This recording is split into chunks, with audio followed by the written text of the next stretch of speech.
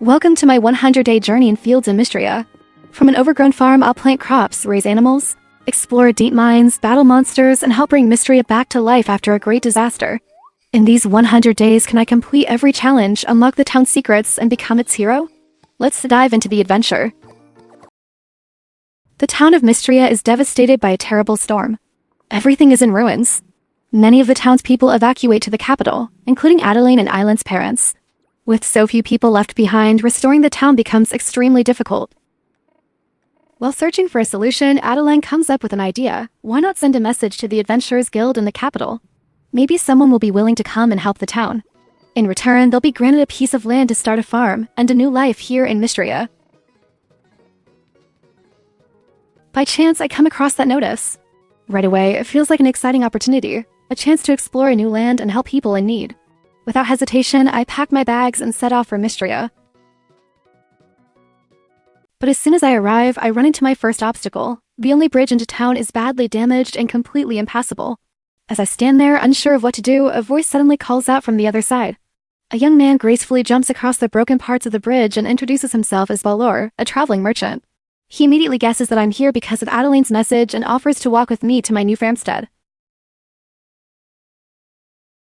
As we arrive, someone's already there waiting. Without missing a beat, Balor speaks up first. Lord Island, look who I found out at the edge of the forest.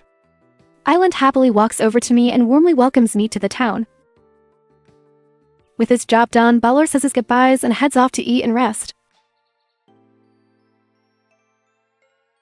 Island then leads me onto the farm and begins showing me around the place I'll be calling home for the time being. But just as we're about to enter the house, we get stopped. Adeline shows up and insists that we wait outside. She wants to clean and prepare the house herself to give me a proper welcome.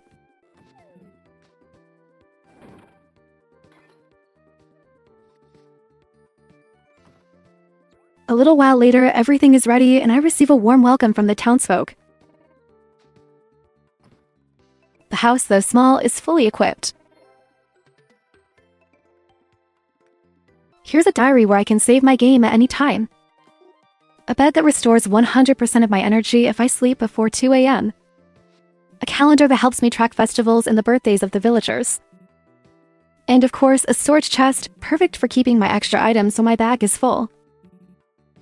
Before they leave, Adeline kindly brings me a bowl of vegetable soup, a local specialty of Mistria. She also tells me to meet her tomorrow so we can talk more about the town's recovery plans. After that, I head to bed. The long day of traveling has left me completely exhausted. Tired, yet excited. And so a new chapter begins, the start of my life here in Fields in Mistria. Day 1. I sleep straight through the night and wake up refreshed. The moment I step outside, a girl named Saline comes over to greet me. She introduces herself and says she lives in the cottage north of Mistria. She's really happy to have a new neighbor and even brings me a housewarming gift, 3 tulip seeds and a worn hoe. While we're chatting, a man named Hayden rides up on horseback to say hello. He lives at Sweetwater Farm, and just like Celine, he doesn't come empty-handed. He gives me a watering can and 3 turnip seeds. Since I'm new around here, I ask them for a few tips on how to take care of my crops.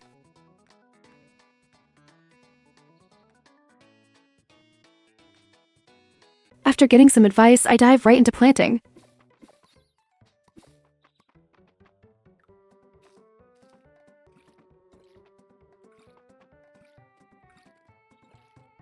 Once I'm done, I head back inside to put my tools in the storage chest so I have more room in my backpack. Then it's time to explore. I pick up anything I can along the way. When I reach the town center, I bump into Adeline.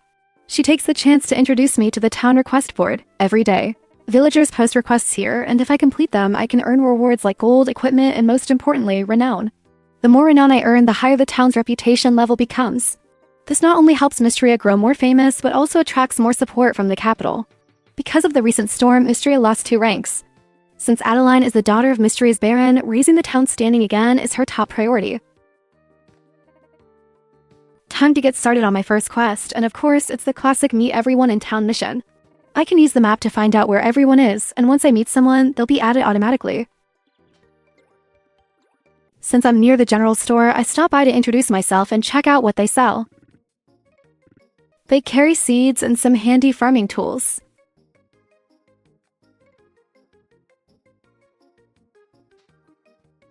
Next, I drop by the inn where I learn I can use the kitchen there to cook. I keep walking around talking to everyone I come across.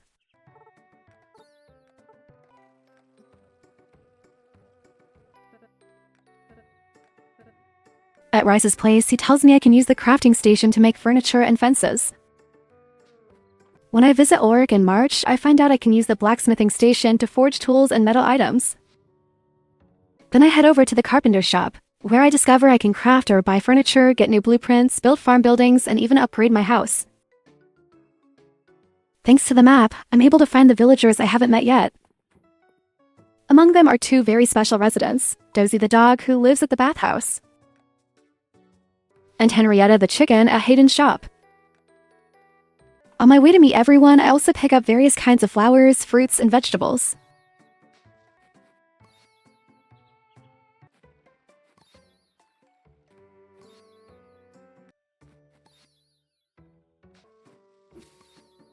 So I bring them to the museum to donate. Collecting and donating items for the museum also helps increase the town's rank. Finally, I visit the manor house to report back to Adeline and complete the quest. She rewards me with some tesserae and 3 potato seeds. With new seeds in hand, I head back to the farm and plant them right away.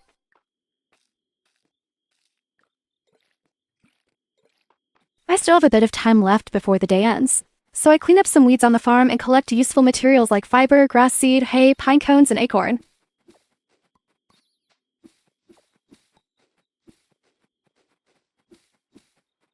And that wraps up my first day. I end it with 140 tesserae. And thanks to everything I did, the town reaches rank level 1. Day 2. As soon as I open my eyes, I hear the sound of someone chopping wood. Curious, I step outside and see Island struggling to cut down a tree on my farm. When I approach him, he explains that during his visit to my place the day before, he noticed the tree seems to be hiding some kind of old stonework. As the head of the Historical Society, he's eager to learn more about it, but the tree is too hard for him to cut down alone. Hearing that, I offer to help. With my axe in hand, I give it a few solid swings, and the tree finally comes down. Underneath it, a statue of Calderes is revealed, the legendary guardian deity of Mistria. The ancestors of this land used to worship statues like this. However, the statue's head is damaged, so I decide to repair it. After some work, it is restored. As a thank you for my help, Island gives me the axe and asks me to let him know if I ever discover any interesting archaeological finds. After that, I check my mailbox and receive a letter from Errol, urging me to visit the museum to the west as soon as possible. Before heading out, I water my crops. I also grab some autumn flowers to donate to the museum. When I arrive, Errol comes out to greet me warmly. He gets straight to the point. He invites me here to talk about museum donations. To help the museum grow and diversify, I can donate archaeological items, plants, insects, and fish from the local area. Everything I donate is displayed for visitors to admire. My efforts don't go unrewarded. The Historical Society compensates me with renown and all kinds of useful rewards. After our talk, I donate some spring crops.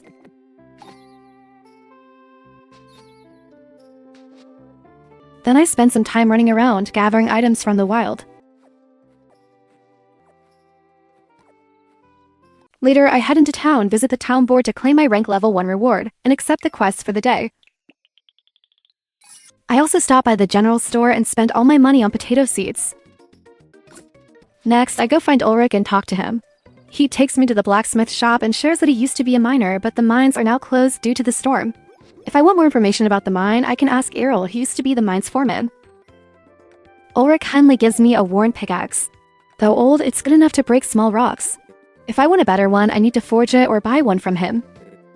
He also mentions his younger brother, March, a skilled blacksmith in town, although with a rather difficult personality. As soon as Ulrich says his name, March appears and says in a harsh tone, "If getting a handout from my brother counts as a special request, I'm not sure I'd go bragging about it." Ulrich just laughs and tells me to give March a chance. He doesn't have many friends. After that, I return home, plant all the potatoes, and water them. Later, I go to the western ruins and use my pickaxe to dig holes in the ground.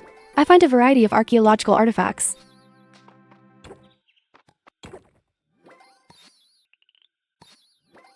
Since the museum is on my way back, I drop by and donate everything I find.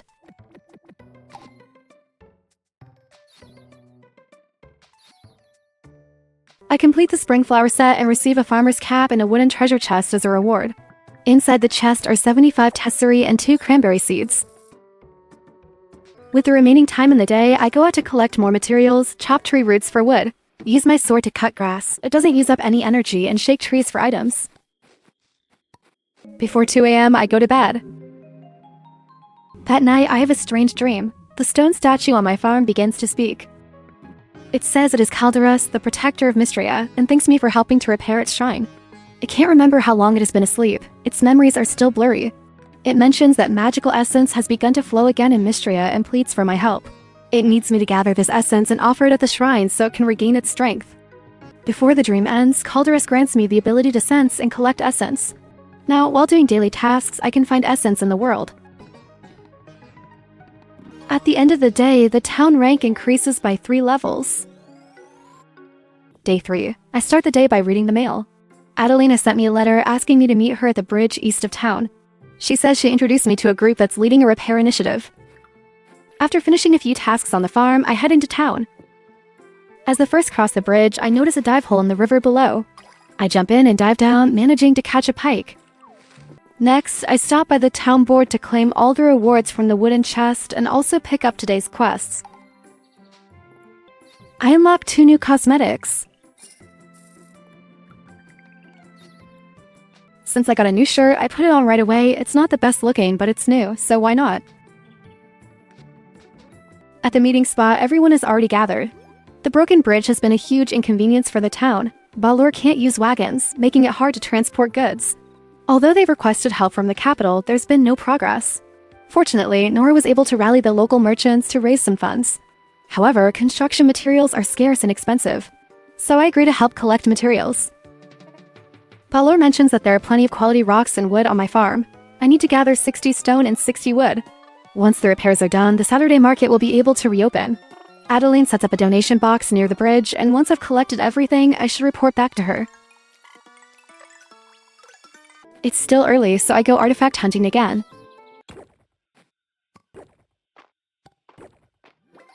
Whenever I find something new, I head straight to the museum to donate it. This time, I complete the dig site material set, unlocking another hat skin. Next, I grab a wild leek from home and bring it to Reina to complete a quest. Since it's still not too late, I stop by the inn and cook a little.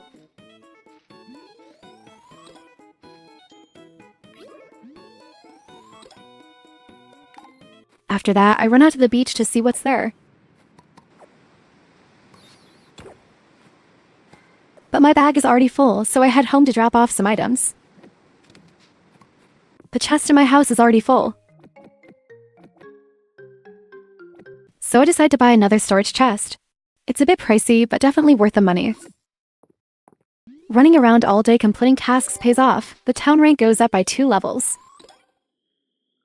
Day 4. Today is the 4th day of spring, Rice's birthday. The moment I step outside, I notice it's raining. What a relief, no need to water the crops.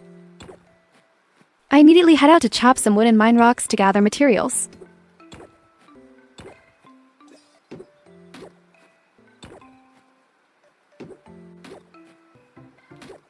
Once my stamina is nearly drained, I stop and head into town to claim rewards and pick up the next daily quest.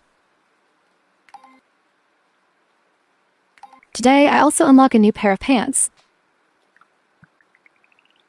Next, I visit the carpenter shop to give Riaz a birthday present. Since I've just moved here and money's tight, I gift him a wild berry.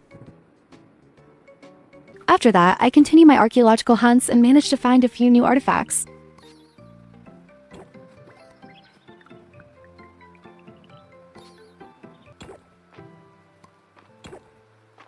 Then I head to the inn where Luke had invited me to meet him. As I walk in, I see him and Errol waving a net around, seemingly trying to catch something. When they notice me, they stop and explain that Errol has agreed to display insects at the museum. Luke invites me to join him in catching as many insect species as possible and even gives me a worn net to get started.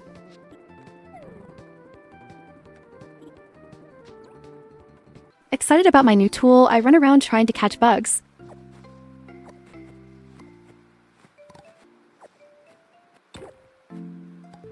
Unfortunately, I only managed to find a single caterpillar all day. With the last bit of my stamina, I smashed some rocks back at the farm. Day 5.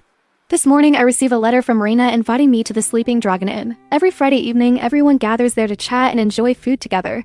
If I meet her at 6 p.m., she'd treat me to a free drink. I notice that 3 of my turnips are ready to harvest, so I rush over and pick them, more items to donate to the museum. Then I water my crops. After that, I head out to gather more wood and stone, aiming to collect 60 of each. It takes a while, but I finally get enough. I bring the materials to the donation box near the bridge and place them inside. Then I wander around town gathering whatever I can find for the museum. I manage to collect quite a few things. At 7 p.m., I go to the inn and meet Adeline to report that the job is done. She brings me to the bridge where she announces to everyone that the materials are ready. Riaz and Balor jump into action and begin repairs. Before long, the bridge is fully restored. That means the Saturday market can now reopen. After the repairs, I head back to the inn and talk with everyone.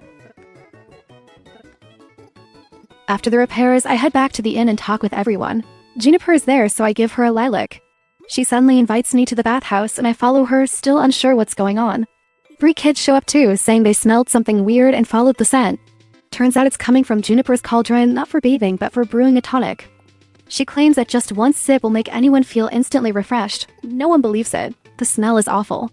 Still, she tells me to add the final ingredient into the cauldron and starts preparing the mixture. It smells even worse than before, like manure. Del says he wants to try it, but Juniper insists that I be the one to drink it.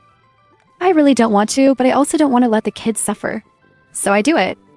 The moment I drink it, I feel weak and dizzy. I have to soak in the hot spring to get rid of the toxins. After a while, I feel better again. From now on, whenever I'm out of energy, I can come back to soak in the spring and recover, but it costs 100 terras each time. Once I'm back to normal, I go to the inn again. Reina gives me a mixed fruit juice, just like she promised. With my energy restored, I return to the farm and spend the rest of the night chopping wood and mining rocks. By the end of the day, the town rank reaches level 9. Day 6. It's Saturday, and there's a lot to do today. First, Island asks me to meet him and Errol at the museum to talk about reopening the caves. Second, today is market day in town, so I need to stop by and greet everyone. I also receive a gift from Juniper, a crystal ball that lets me check the weather forecast for the next day. Then I head to the museum to talk with Island and Errol. When I arrive, both of them are already waiting. After greeting me, Errol immediately brings up something about a scheme. I'm a curious person, so the word scheme instantly grabs my attention. It seems the two of them have different views. Island wants to reopen the mine, while Errol prefers to focus solely on the museum, believing that the more exhibits it has, the more Mistria's reputation will grow. Island tries to convince him that I'm capable of exploring the mine, and that whatever I find there could also benefit the museum. Still, Errol hesitates. He's been hearing strange noises coming from the mine after thinking it over. He finally says that if the town's rank reaches the stone tier, he'll agree to open the mine. Now I have a new goal to work towards, so I go out to gather more materials and archaeological artifacts. Once that's done, I head to the market and talk to everyone. I also complete some of the villagers' requests. Then I stop by the town board to collect rewards and take on new daily quests. In the evening, I return to the farm and spend time chopping wood and breaking rocks. Day 7. It's a new day, and I started by checking my mail. Adeline has sent me another letter asking me to meet her at the manor house to discuss Mistria's emergency supply reserves. There's also big news since Mistria's town rank has reached stone tier. Errol now wants to meet me at the entrance to the cave west of town to talk more about reopening the mine. Adeline also sends me a copper ingot as a reward for the town's rank advancement. The weather today is stormy with rain and thunder, which means I don't need to water the crops. That's a relief. I head into town to claim my rewards and pick up new daily tasks. One of the rewards is a potion that increases my maximum stamina. I decide to save it for when I'm really low so I can get the most out of it. I realize I forgot to report to Nora after finishing the Saturday market task, so I quickly find her and complete it. She rewards me with 200 terras, which brings my total to 1,000. That's enough for the bag upgrade, so I rush off to buy it. My bag now has 10 more slots. How great is that? Just in time too, with the mine reopening. I head over to the mine entrance, where Errol and Island are already in a heated discussion. Errol congratulates me on helping the town reach a higher rank, but says he doesn't see the need to reopen the mine. Things are fine the way they are. But Island argues that the shortage of stone, ore, and mining artifacts is a serious problem. After both of us try to convince him, Errol finally agrees to reopen the mine. He warns me to be careful though. The recent earthquake revealed deeper, unexplored sections of the cave. The elevator is partially broken, but I'll still be able to use it on certain levels. Inside the mine, I find a dragon statue similar to the one on my farm.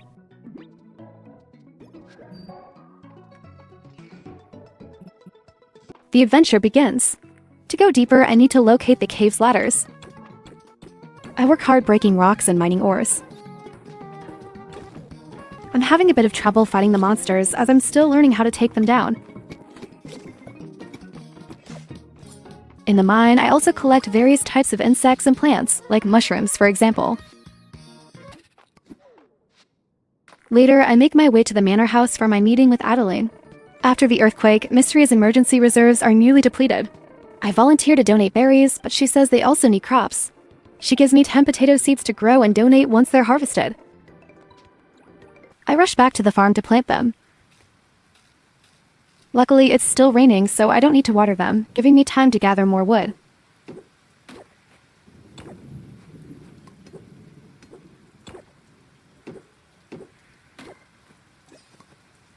That night, I have a strange, vivid dream. A cat comes to live with me. I can't decide on a name, so I just go with something random. I'll change it later. The town's rank increases again, now at level 13. Day 8. Turns out it wasn't a dream. A cat really did appear and has now moved in with me. Today, the potatoes are finally ready to harvest, so I quickly gather them all. That gives me the 10 crops I need to complete the quest. Mr. Errol sends me 2 cooking recipes, so I learn them right away. As usual, I head into town to claim my rewards and pick up new daily quests. I also buy a cabbage seed to complete a donation request from the museum. After that, I take the copper to March to complete the task.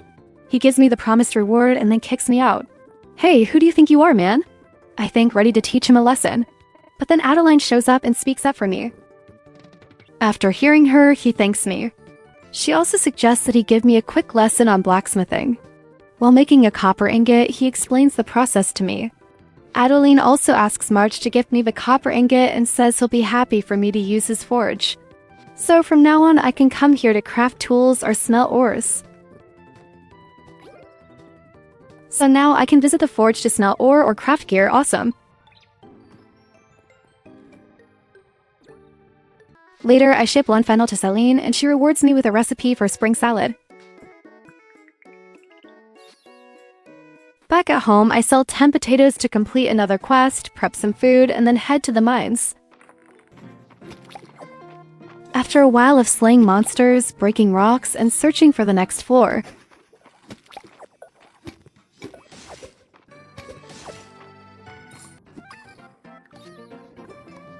I managed to find another archaeological item and some copper ore. It's late, so I exit the mine, and on the way home I even catch a lunar moth. Day 9. When I sell crops, I don't just earn money sometimes, I also receive cooking recipes from the locals the next morning. The first thing I do is check the reward box and pick up new quests. Every time I claim a reward, I feel more motivated to keep completing tasks to gain more renown. Today's reward is a crafting recipe for a stone chest. Next, I go talk to Adeline to let her know I've shipped the 10 crops. She thanks me and gives me 10 parsnip seeds as a reward. With seeds in hand, I hurry home, place the new chest outside my house to store items, and then plant the crops. Then I visit the museum. After donating some items, I complete the spring insect set. While I'm there, I also check which items are needed for the spring crop set, so I can plan what to grow. With all the outside chores done, it's time to head into the mine. Today's goal, reach floor 5. Let's see if I can do it. Floor 1 has no monsters, so I focus on breaking rocks. On floor 2, I'm greeted by 3 monsters. They give me a bit of trouble, but I manage to take them down. It's still tiring, though my attack damage is a bit low. I also find some items that can be donated to the museum.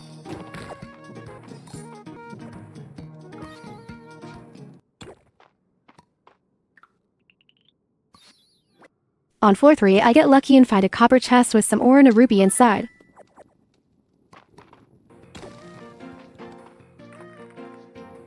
I make it to floor 4 almost there.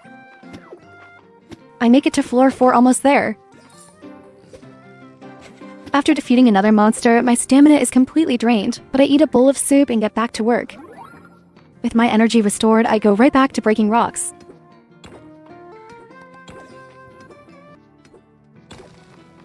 Finally, I reach floor 5.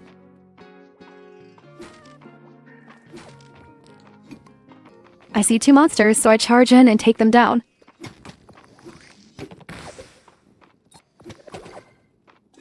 I've completed my goal, so I head back up. To finish the day, I go to the store and buy cherry and strawberry saplings. Back on the farm, I plant both trees. Day 10. Reese asks me to bring him 10 pieces of wood, so I head over to see him right away. After that, he takes me aside and teaches me how to make fences. Fences help me organize the farm more efficiently, and even better, they keep animals from wandering into my crops. After his instructions, it's time for some hands-on practice. I work hard and manage to craft 5 fences. I really want to make another chest too, but I haven't reached the right level yet. Today is Ulrich's birthday, so I find him and give him a parsnip as a gift. Next, I smelt 2 more copper ingots so I can craft a copper shovel. Nearby, I happen to run into Maple, which allows me to complete a quest and earn another 100 terras.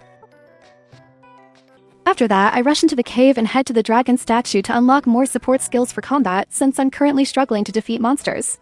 In the coming days, I plan to spend more time mining to collect more ores and stones. With everything ready, I head into the mine and end up staying until nightfall. As soon as I reach floor 5, 2 monsters rush in to attack me. Luckily, thanks to the new skill I just learned, I managed to dodge the first hit without taking any damage. This time I find 2 chests, one contains a miner's boot skin, and the other holds a miner's helmet. Day 11, I decide to rename my cat. After thinking for a while, I go with the name Chen, which means dog in French. Then I move the chest and place it near my crops for convenience. I spend the whole day focusing on mining. Before heading down, I unlock a new mining skill called Earthbreaker. With this skill, when I break a rock, there's a chance it destroys all nearby rocks in a 1x3 area. As I enter the mine, a fierce battle breaks out between a horde of monsters and a lone hero. The moment I get close, the monsters charge at me and land the first hit. But I'm not backing down, I fight back with everything I've got. Thanks to my martial arts skills, I quickly take down wave after wave of enemies. Along with the loot dropped by monsters, I also discover treasure chests containing outfit skins and ores.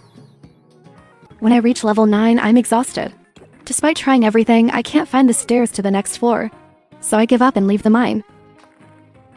I head to the museum to donate what I found, and with that, the Upper Mines Forge set is now complete. Day 12, a new quest knocks on my door again. Adeline says the mill is damaged because of the earthquake. If it's repaired, I'll be able to use it to craft new products. She tells me to meet her at the office for more details. After reading the letter, I head straight to see her. When I arrive, I realize there are 2 other people joining the meeting. Once I'm there, it begins. Adeline says she secured part of the funding from the capital to repair the mill, but they're still short 1,000 terras. Not only that, they also need 150 wood, 200 stone, and 2 copper ingots. Hearing all this, I understand why they called me in. I agree to donate the materials right away, no time wasted. Now I start thinking about how to quickly gather everything. First, I decide to get enough stone and copper, so I go forge a copper pickaxe. Then I cook some trail mix to take with me into the mine. Once I'm fully prepared, I begin my mining trip to collect stone and copper ores. By midnight, I'm rushing back home. Day 13. Today, my crops are finally ready to harvest. After collecting them, I sell everything except a few potatoes, just in case I need them later. Then I go to the quest board. This time, I see a notice on the board saying Josephine wants me to meet her at the Sleeping Dragon Inn. As I walk around the town square, I suddenly remember it's Saturday. That means it's market day and everyone is gathered at the plaza. I take the chance to chat with people to improve our relationships.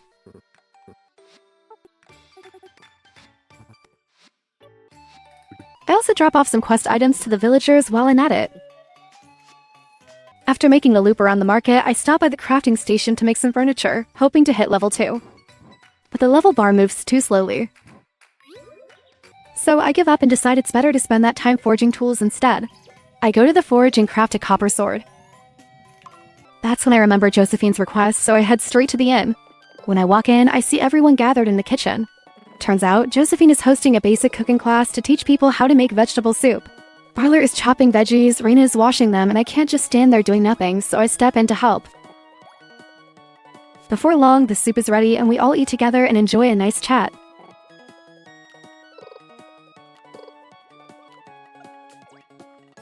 My last task of the day is going mining. Nothing special happens, but when I get to the 7th floor, I just can't jump across to the other side. If anyone watching this knows how, please show me thanks so much. Feeling frustrated, I leave the mine. Since there's still time left in the day, I go find Juniper and give her a monster core. Back at the farm, I see I still have a bit of energy. So I chop wood until almost 2 a.m., then rush into the house to sleep. Day 14, a new day begins. I give my cat some cuddles before heading outside. Today, Celine comes to find me. She's just about to drop a letter into my mailbox when I catch her, so she talks to me directly instead. The Spring Festival is happening on the 17th, and from the 14th to the 16th. Everyone needs to work hard doing daily tasks like chopping wood, breaking rocks, and farming to collect Breath of Spring. Whoever gathers the most will receive special rewards. Sounds like a fun festival. After that, I wander around town gathering items while keeping an eye out for Breath of Spring.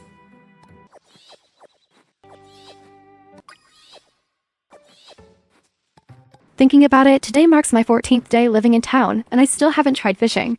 So I decide to buy a fishing rod at the tackle shop. After that, I go fishing at the beach. Fishing is pretty simple, but to get a bite, I have to position the bait close to the fish and then wait for it to bite before pulling the rod. I catch 2 more fish when I suddenly remember I haven't bought any seeds yet. So I run to the store to buy some. After that, I head home to plant the seeds and water the crops. I keep working until almost 2 a.m., then dash toward my bed, but I don't make it in time and collapse right there on the floor. Day 15. Since I go to bed too late last night, I wake up today feeling exhausted. With the little stamina I have left, I prioritize watering my crops first. Fishing is something I want to do today. For the first time, I catch a treasure chest, and when I open it, I find some gold and a lemon pie. While fishing, I run out of energy, so I decide to go around foraging instead. Then I eat a few wild berries and dig for artifacts, hoping to find something new. After that, I go home, cut some grass. Then I head to bed to get enough rest. Day 16. Today is March's birthday, so I bring him a gift, but he turns his nose up at it. Okay, I'm just testing him, but with that kind of attitude? Fine, goodbye. I get annoyed first thing in the morning, so I head to the mine to take my anger out on rocks, ores, and monsters. Before heading down into the cave, I unlock all the skills related to mining and combat. This time I collect a good amount of stone and copper ore. I also discover some new artifacts. And even a new bug. Finally, I reach the 10th floor and unlock the elevator. It's already late, so I rush home before I collapse on the road. Luckily, I make it to bed just in time. That night, I dream about Calderus again. He says that thanks to my hard work in Mistria, his power is beginning to return. As a reward, he grants me a human-compatible spell, the Full Restore spell, which fully recovers both health and stamina. What an amazing gift! Day 17. I wake up and realize I forgot to store my items in the chest last night. I mostly spent yesterday mining, and I surprisingly collected 53 Breath of Spring. I didn't expect to get that many. After storing everything, I head outside and find Celine already waiting at my door. She's here to collect and count the Breath of Spring I've gathered. I can't believe the festival is already here. I wonder how much everyone else in town has gathered. Do I even have a chance of winning? Oh well, for now I need to water my crops. After that, I run to the dragon statue and learn all the tier 1 skills for farming and blacksmithing. These will definitely help me a lot in the early stages of exploring this land. Festival time arrives. The area is beautifully decorated, everything is colorful and full of spring vibes, with flowers scattered all around. Then it's time to announce the top 3 collectors of Breath of Spring. I'm so nervous, where will I place? One by one, the names are called. Errol. Celine. And I'm overwhelmed with joy. I come in first.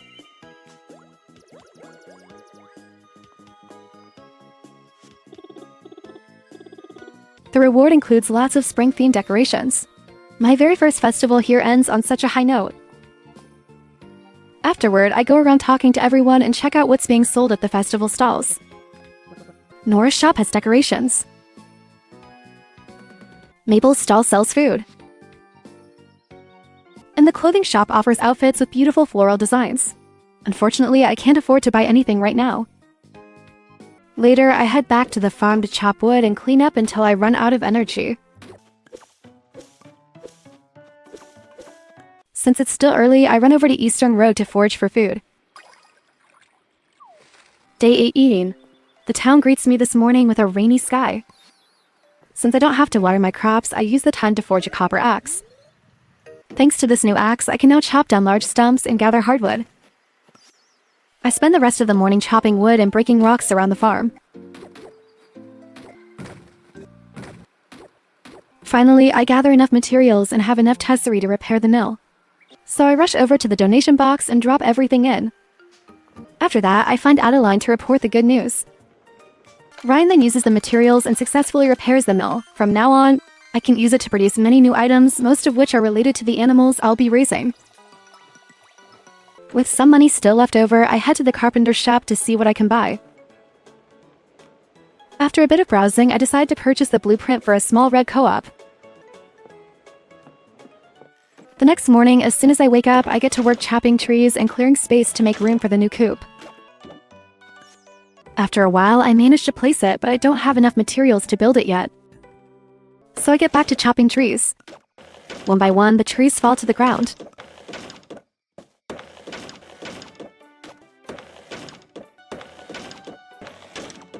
Once I have all the materials, I build the co-op.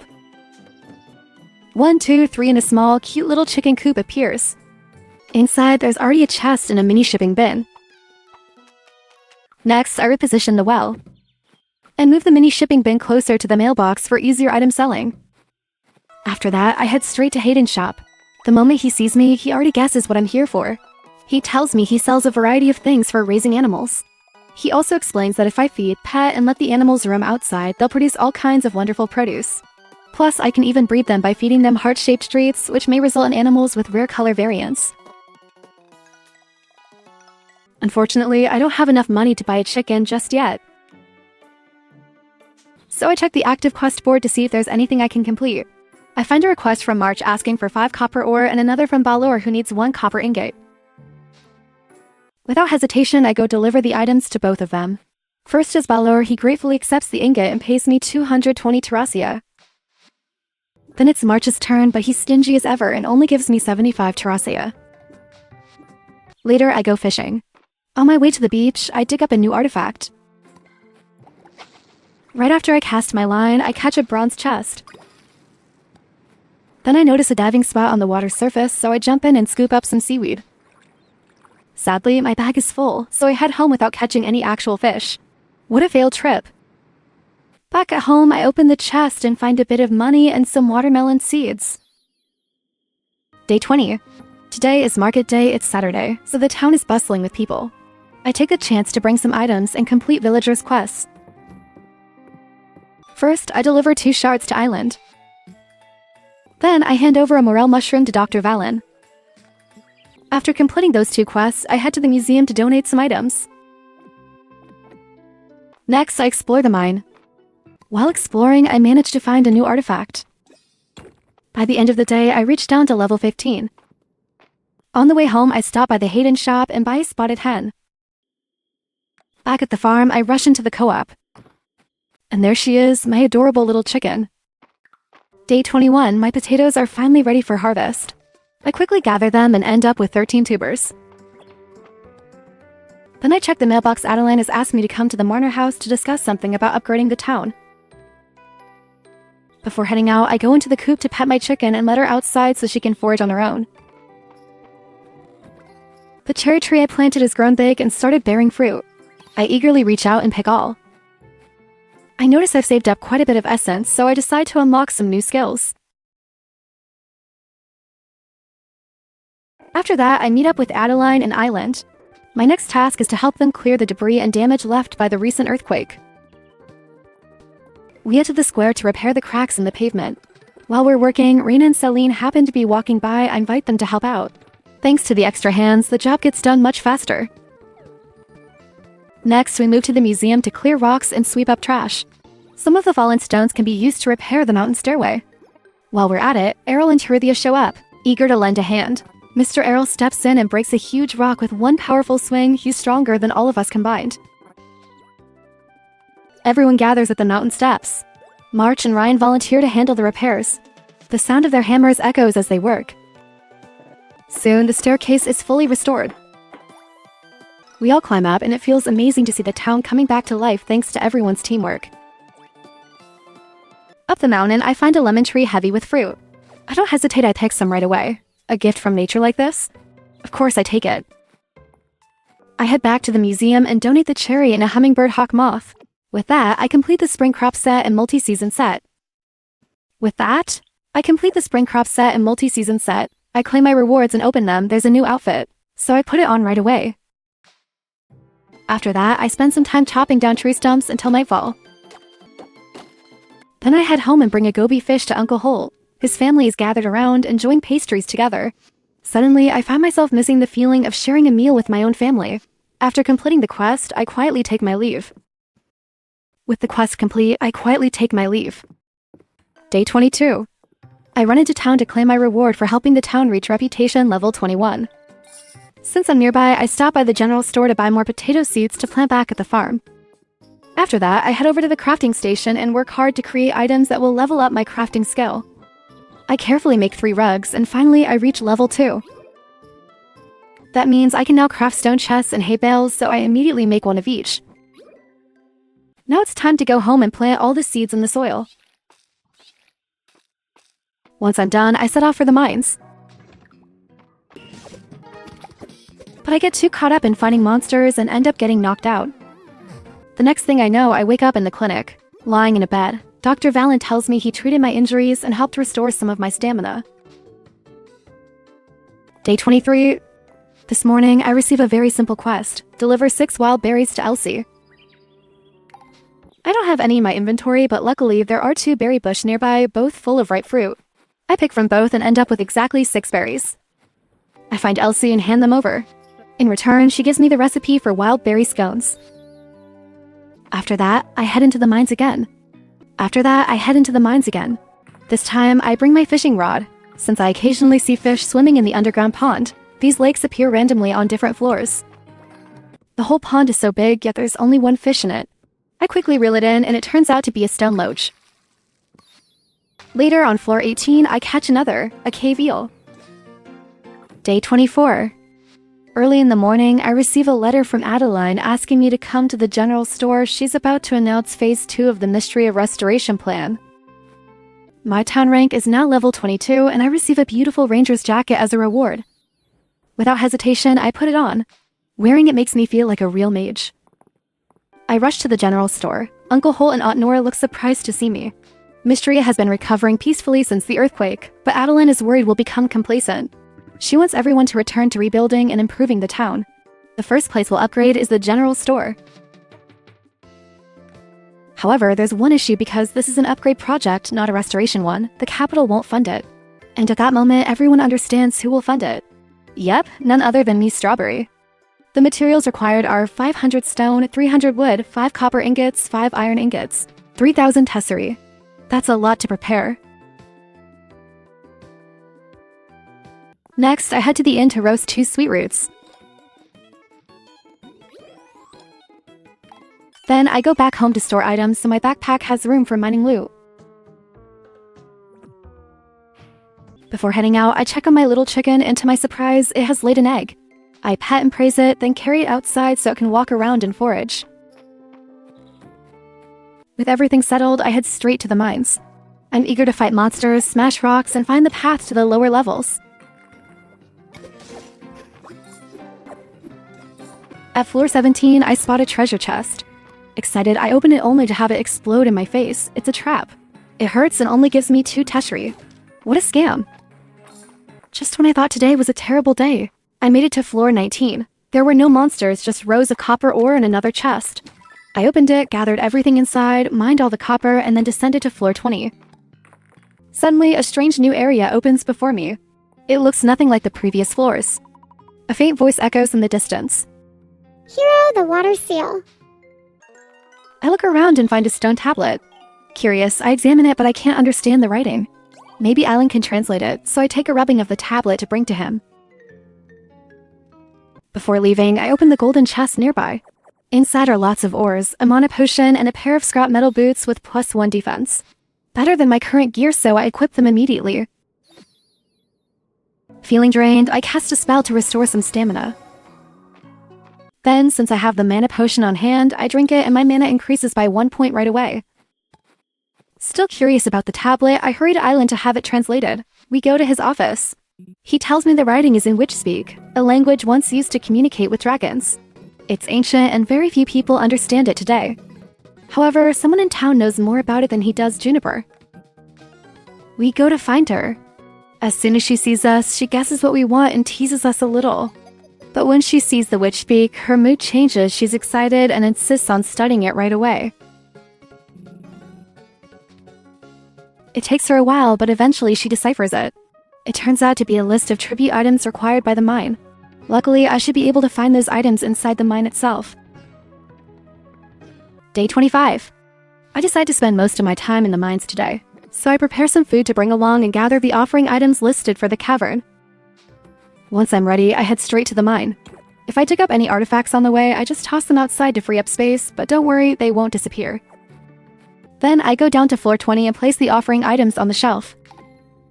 After that, I continue heading deeper to find fish to catch. After several attempts, I keep catching only cave shrimps, not the fish I'm looking for. Still, I manage to discover a new artifact. With a bit of time left, I try to take down one last monster. And do a bit more fishing. This time, I catch a cave shard fish. Day 26.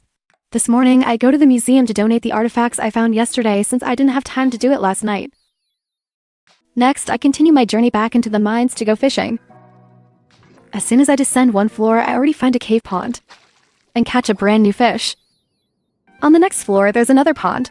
I cast my line again, and finally, the fish I've been looking for appears, the stone loach. I take the elevator down to floor 20 and place the fish on the offering shelf. As soon as I do, a loud rumble echoes and the sealed door opens. A mysterious figure appears. She says she's the dragon priestess and tells me to meet her deeper below. Then she vanishes, leaving behind a heart crystal. ChatGPT said, if I eat it, my health instantly becomes full and my total health bar also increases.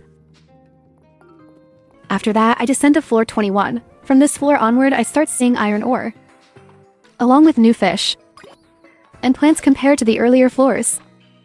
The monsters also grow stronger. I'm only here to scout out the changes, not to dig any deeper, so I head back up. It's still early, so I stop by the museum to donate some items to clear up space in my bag. The reward for completing the upper mine fish set is a beautiful hat. I put it on right away. How do you think it looks on me? On the way home, I pass by a pond filled with water chestnuts, so I gather some. Then I head to the inn to give them to Juniper, who rewards me with the recipe for water chestnut fritters. After chatting with everyone, I leave for home. I haven't even set foot on the farm when I hear Caldaris calling out to me. He tells me that the water seal has been broken and part of his power has returned. As thanks, he grants me a spell that can summon a short-range shower just enough to water all my crops. He also recalls that there are a total of 5 seals, all damaged by the earthquake, but he can't quite remember where they are. He asks me to break them all. Day 27. It's Saturday, which means it's time to bring the hay bale to Mary, since she doesn't live in town and only comes here to sell goods on market days. While I'm at it, I take the chance to greet everyone. My friendship with a few villagers improves, and I gain 1 heart with them. After that, I head to the carpenter's shop to buy the blueprint for a small white barn. Then I return home, tidy up a bit, and place the barn next to the co-op. It requires a lot of wood to build, so I chop trees around the farm. I only need 100 pieces of wood, so it doesn't take too long. I already have enough stone at home, so I grab the materials and start building. Soon, the barn is complete, but I still need to save up more money before I can buy a cow. Once the construction is done, my energy is almost gone, so I spend the rest of the day foraging for food. After that, I head up the mountain and spot a stone basin filled with water. I take a drink, and my stamina increases by 20 points. Following that, I continue gathering. Day 28. Today is already the last day of springtime. Flew by so fast. My potato crop is finally ready for harvest. I keep 4 potatoes for myself and sell the rest. Then I visit Caldera's statue and learn many skills related to daily activities.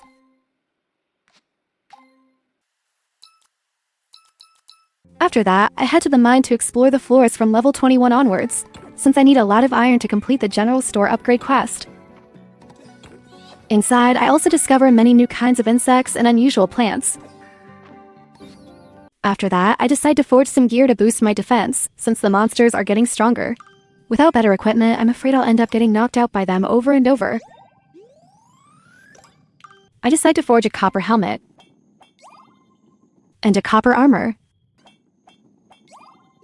Tonight, I'm going to sleep early because I'm excited to welcome summer and curious about what awaits me.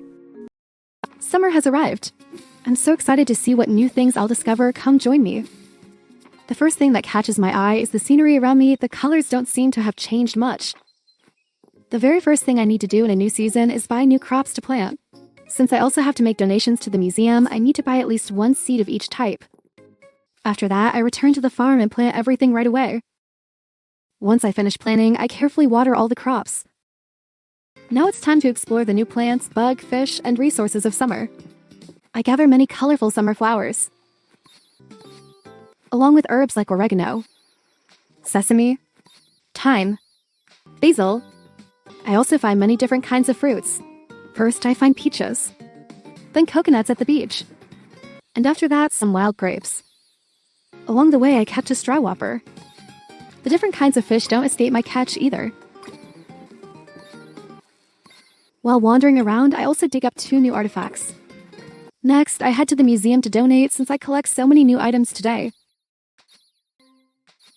I also work on Mrs. Elisa's quest, seeking gossip. I need to talk to Balor, Juniper, and Dell to collect gossip. I meet Dell first, so I chat with her. Then I go to the inn to speak with Balor. I plan to find Juniper next, but since it's already close to 1 a.m., I decide to head home and sleep. The different kinds of fish don't escape my catch either. Day 30? Yesterday, I come home late, so I don't bring the chicken back inside. Poor thing, it has to sleep outside. If animals sleep outdoors, they cannot produce products at night, like eggs. After that, I meet Juniper to talk about gossip. Finally, I find Elise to report. From now on, I can meet her anytime to ask about the villagers' preferences. Then I spend time going to the mine again. Since I already reached floor 21, so I am very excited to explore and wonder what kind of monsters I will face today. Besides the old ones, some new monsters appear here. The upper mines, its body sparks with electricity. If I get too close, I get shocked, so I have to wait until it runs out of power, then I rush in to attack nonstop. The second monster is the Tide Caverns. This one can fly. As soon as it sees me, it opens its mouth and releases a sonic wave. If it hits me, I lose health, so I have to wait until it flies away, then I quickly move in to kill it. And the last monster is the Tide Caverns. It hides underground. I have to wait until it shows its head, then quickly defeat it, otherwise it sinks back down. Inside the mine, I also pick up a lot of items, so before going home, I stop by the museum to donate. Day 31. As soon as I step out of the house, I see some bugs that really annoy me. So I catch them right away, and unexpectedly, I catch a new kind of bug. After that, I go to the mill to make an ultimate large animal feed to deliver it to Balor. Then I wander around the town to pick up summer plants, because it's still early summer and there are many things I haven't collected yet. Thanks to the new items I gather, I complete the flower summer set. I see the new bed I just received looks really nice, so I replace the one in my house with it. Then sell the old bed and the smaller one. Finally, I spend all the remaining time chopping trees for wood.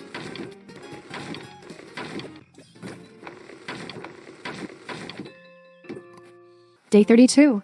Today is a rainy day, so I spend the whole morning chopping trees to gather wood.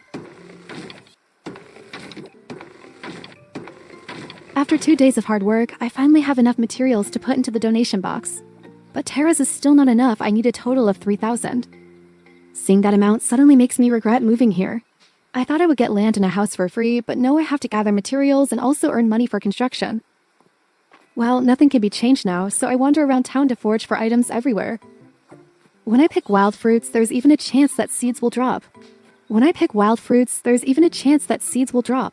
But this only happens after I learn the prepared picker skill. At the archaeology site, I find sage, the last item I need to complete the summer forge set. After finishing everything, I check the clock and think it's still early, so I head over to the eastern road to gather more items. But after a while of happily foraging, I look back at the time and realize it's too late. I run like crazy back home, but I don't make it in time. I collapse right in front of my house. Day 5. The next morning, I wake up feeling tired and unmotivated. But if I don't do the work, then who will? As a farmer, even skipping just one day would affect my crops and animals. So I drag myself out to water the plants and take care of my only chicken. After that, I continue my journey into the mine. The deeper I go, the more seals of the dragon god I can unlock and the more new powers I gain. I'm really curious to know what kind of magic I will learn next. So in the coming days, I plan to spend more time exploring the mine. On top of that, I realize that mining also helps me collect more essences, which I can use to learn new skills. Day 34. Today I wake up feeling much more refreshed. It's also harvest day for corn and tomatoes. So counting from the first day, it only takes 6 days for them to grow. Another market day arrives. Today is also Vera's birthday, so I bring her a gift to celebrate her special day. I spend some time chatting with everyone, which also helps raise friendship levels. Since the villagers all gather here, I take the chance to play merchant/delivery person and hand out goods to everyone. After that, I craft a copper ring to boost my defense when fighting monsters. Then I head into the mine and continue my exploration. I know that the deeper I go, the more offering items I'll need, so I try my best to collect as many different things as possible. When I reach floor 24, things get interesting. Instead of breaking rocks to find the ladder, I have to look for a lever. Once I pull it, the staircase automatically opens, and I climb down to floor 25. Day 35. My only chili plant finally bears fruit.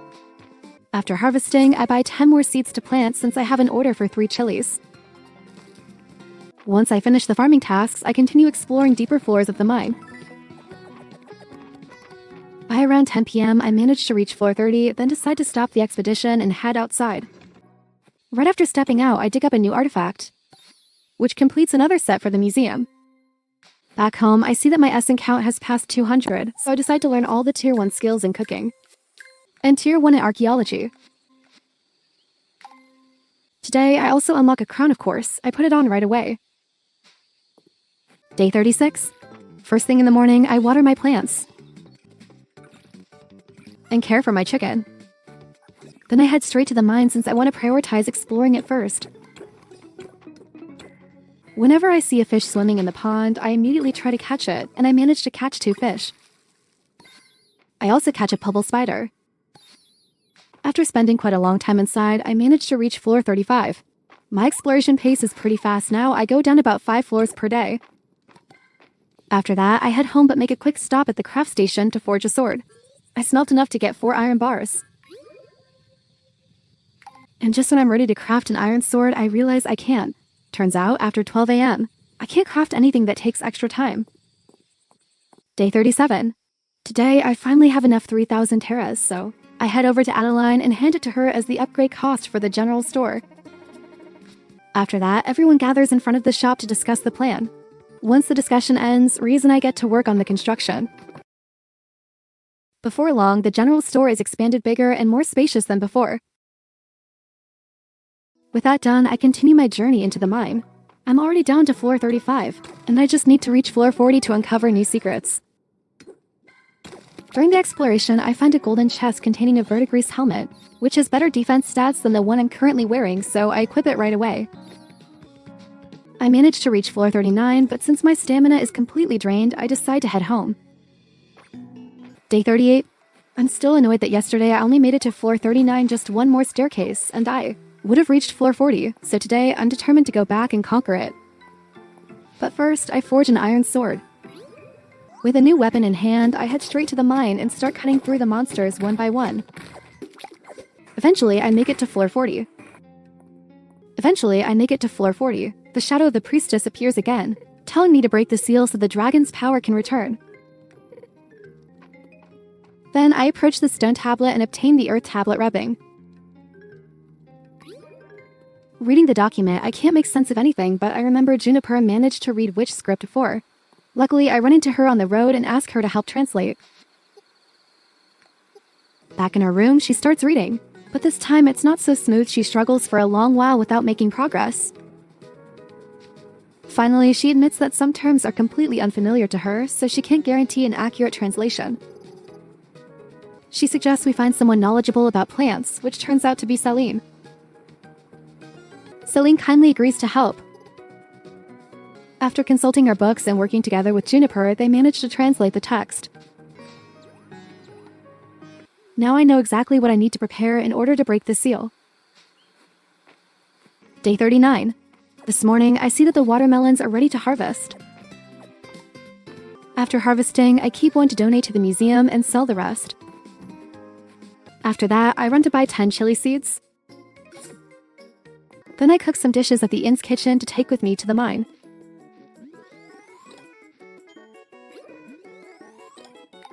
Before heading out, I also grab a few items listed on the earth tablet rubbing. Looking at the offering list, I notice I'm still missing J Dulce. Luckily, I find it quickly without much effort. I hurry to the elevator and go straight down to floor 40. After placing all the required items on the altar, the seal shatters.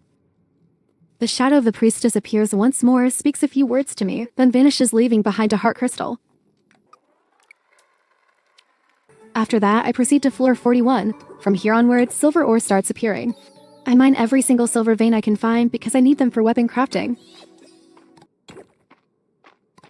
When I defeat a Claude, it drops an R-Claude hat.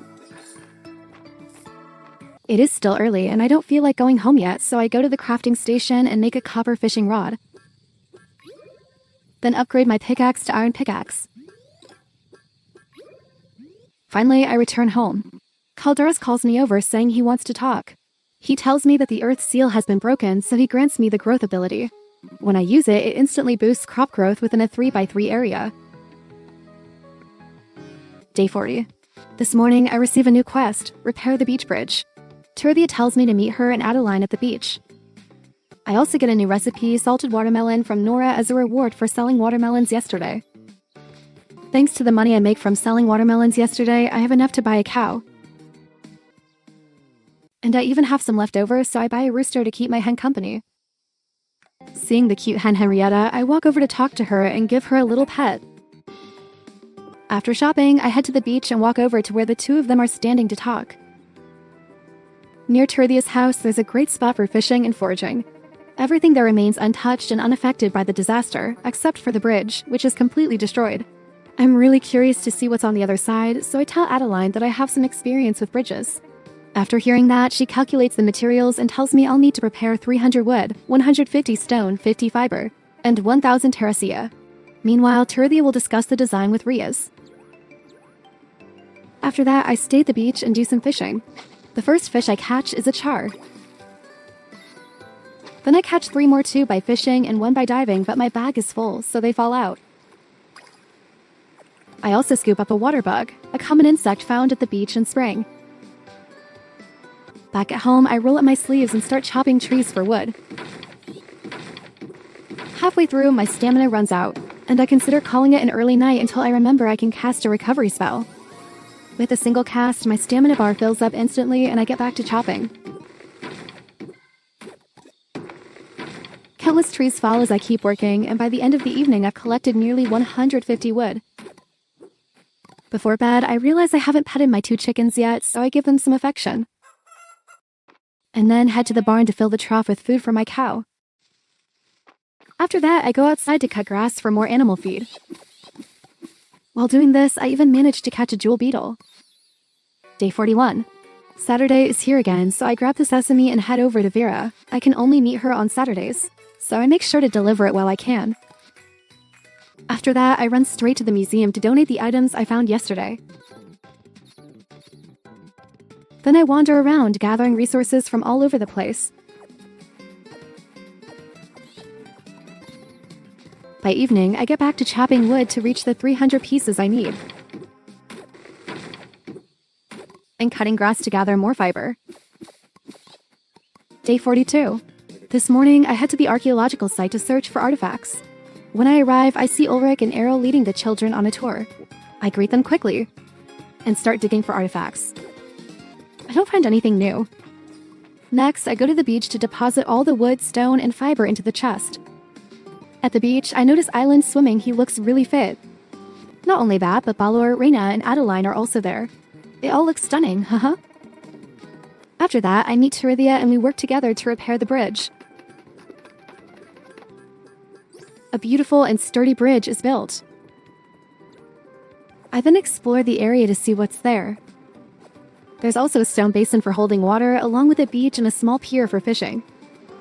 I spot a water hole and jump in, catching a pear clam. I swim a bit more and discover a new artifact. In the middle of the sea, there's a small island with a coconut tree and an excavation spot. I dive for a while and notice that my stamina doesn't decrease while swimming. After swimming around, I finally find a way back up. Back at home, I visit the dragon statue to learn more skills. Since I need every skill, I go ahead and learn them all. Day 43. My tea plant is finally ready for harvesting. After harvesting the leaves tea, I go take care of my animals, and this time, one of them drops a shiny bread. I can get these if I feed and pet my livestock properly after unlocking the currency of care skill from the caregiving branch. Then I hurry over to Dr. Valen. I figure she could use some tea to stay alert during work. While I'm there, I take a look at what she's selling and notice something new. Syrups that boost health, stamina, fairy energy, speed, and even restoratives. Since I'm aiming for a more immersive, relaxed experience, I decide not to use any of these boosters, but if someone wants to speedrun the game, these items would definitely come in handy. After that, I head to the mine. This time, I mainly focus on fishing. The first catch is an earth eel, and the second is a rockbiter 2 new fish from the depths. Next, I spend some time forging gear, crafting a fresh pair of iron greaves for extra defense. Day 44. Adeline sends me another letter saying they're having trouble replenishing the town's food reserves and asks me to meet everyone at Hayden's farm. After all the hard work, the town finally reaches Ruby Star rank. Adeline sends me a congratulatory letter along with a reward. I was hoping for something valuable, but nope, it's just 3 iron ingots. How stingy. Town rank reaches level 30 and I receive a reward, stamina up. After that, I head to the store and buy a bag upgrade for 2,000 terras plus 6 watermelon seeds. My bag is now fully upgraded, so I can carry a lot more items. Next, I head over to Hayden's place. Everyone is gathered there, discussing the plan to prepare long-lasting rations to fill up the remainder of the town's food reserves. Reyna offers to help with cooking, but she needs ingredients. However, it seems Hayden's livestock is already at full capacity, so he can't provide all the ingredients Reyna requires. Realizing the situation, I step in and offer my help. To complete this task, I need to gather 10 pieces of cheese and 12 eggs. Then I swing by the beach and check out the tackle shop. Aside from fishing rods, they sell fish, cooking recipes, and some underwater plants like seaweed. After that, I head down to the beach to fish and reel in an unidentified artifact. I keep fishing and catch a few more fish, but none of them are new for donating to the museum. Day 45. In the morning, I take care of my animals so they can produce goods. My newly bought cow still doesn't have a single heart. I wonder how long it'll take before I can get milk from it. After that, I head to the mine. Now that my bag has plenty of space, I can freely collect anything I find. If I see something I can pick up, I grab it. Whenever I spot a bug crawling on the ground or buzzing around, I catch it without hesitation. If I spot a fish, I fish it up. I even managed to find 2 new artifacts in the cave. Once I reach the 45th floor, I head back home since it's already late. Today, I've gathered quite a few items that can be donated to the museum, so I stop by and donate them all. I start the day by watering my crops. Thanks to the bountiful skill, there's a chance seeds will drop while I water. Next, I prepare items to deliver to the villagers all at once. First, I craft a shipping box. Then I head back home to check the quest list, grab whatever items I already have in storage, and set out to deliver them to each person. The first person I run into is Elsie, who's right inside the general store. The second person I deliver to is March, and he rewards me with 300 Terrasia. Then it's Dell, though I have no idea why she needs 2 pieces of iron ore. On the way to find the others, I pick up plenty of forageables. Dive for some fish.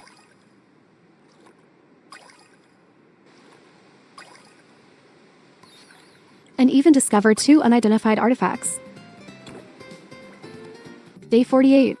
Today is Island's birthday, so I grab a flower and head to the market to give him a gift. While I'm there, I also take the chance to chat with everyone.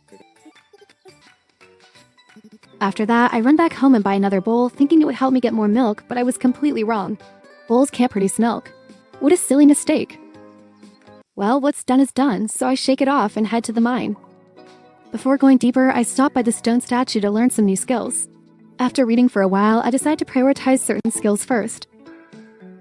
Once that's done, I take the elevator down to floor 45 and begin my adventure. Whenever I enter a cave, my first priority is always to take down monsters so they won't bother me while I'm mining or fishing.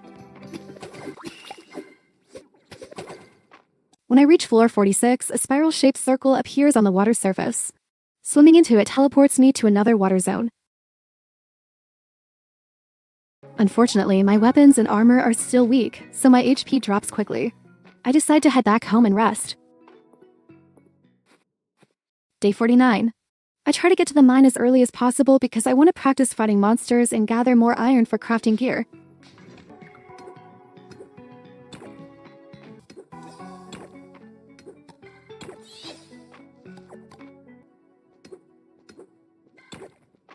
This time, I'm much better at taking them down and dodging most of their attacks.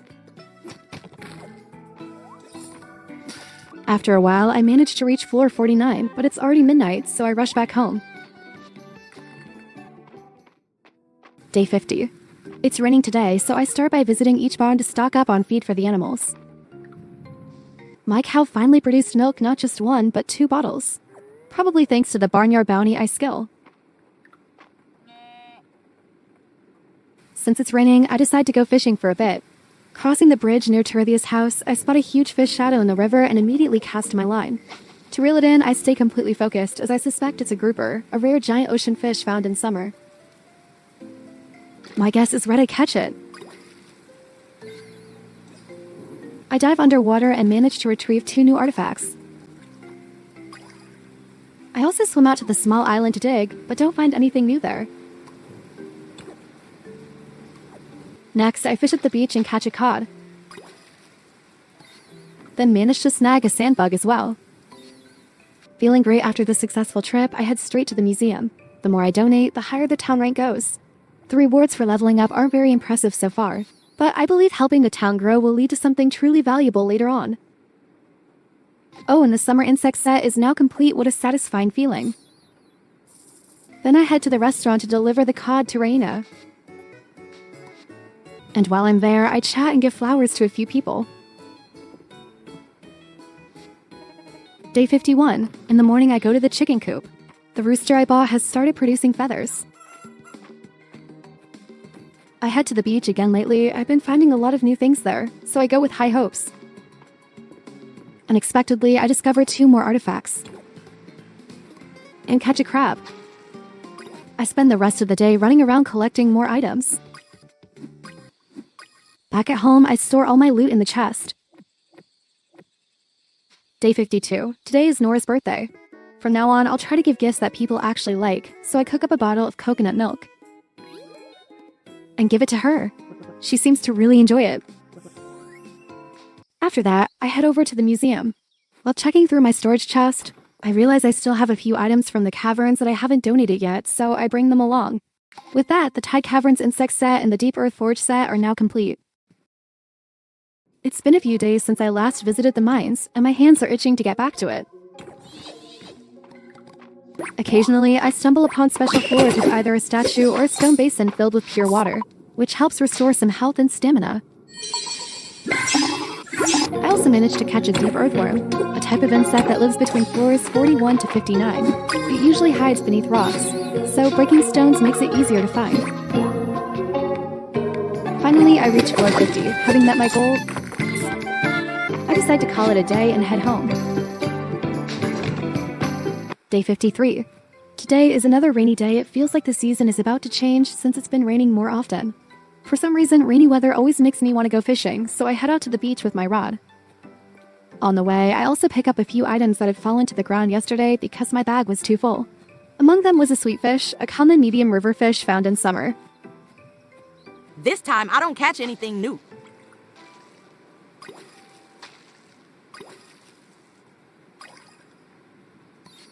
Instead, I managed to catch a beach hopper, a type of bug that can commonly be found at the beach all day in all seasons. Afterwards, I make my way to the museum. Near the entrance, there's a huge rock, so I give it a few swings with my hammer inside. I discover not only stone, but also a sapphire. Then I head to the museum and complete yet another set in my collection. Back home, it's still too early to sleep, so I spend some time breaking rocks on my farm. One large rock gives me 2 pieces of glass, while the others drop nothing but stone.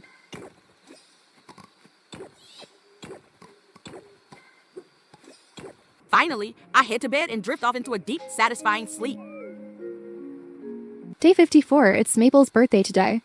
I don't have any of the gifts from her favorites list yet, so I just bring her a Cosmo flower, thinking that as a young girl, she would probably like flowers. I run to the inn to give it to her, and luckily, she seems to enjoy it. With that done, I head straight to the mine to explore further. I'm curious to see what lies beyond floor 50. Right on that floor, I come across rock roaches, a type of bug commonly found in the deep earth. Even better, I discover a golden chest containing a crystal helmet, which boosts my defense by +5. What a lucky find so early on. My luck doesn't stop there. I also managed to catch an emerald horn charger, a rare large deep earth fish. This large fish is nearly all horn, which seems to be made of pure emerald. I don't uncover much else exciting afterward, but time is limited, and with such good fortune already, I feel more than satisfied.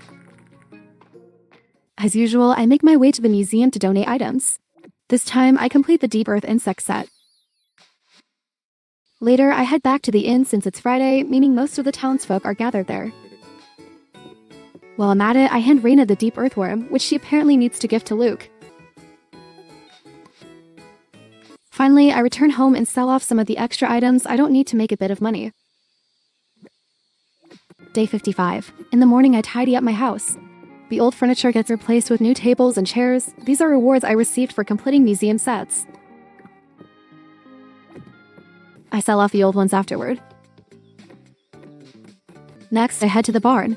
My bull finally dropped a bullhorn today. With the chores at home done, I make my way into town. It's Saturday again, which means a good chance to complete plenty of requests. The first villager I help today is Josephine.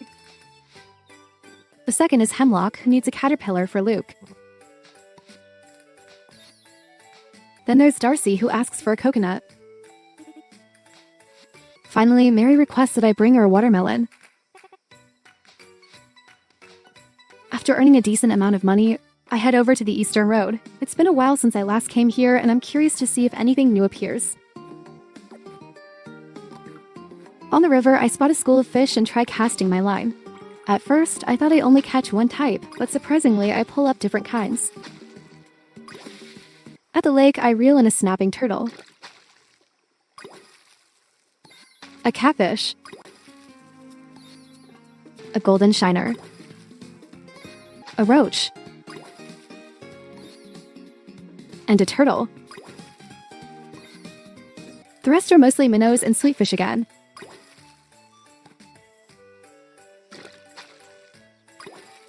By evening, I notice a massive fish shadow in the river near Errol's house. Without hesitation, I cast my bait.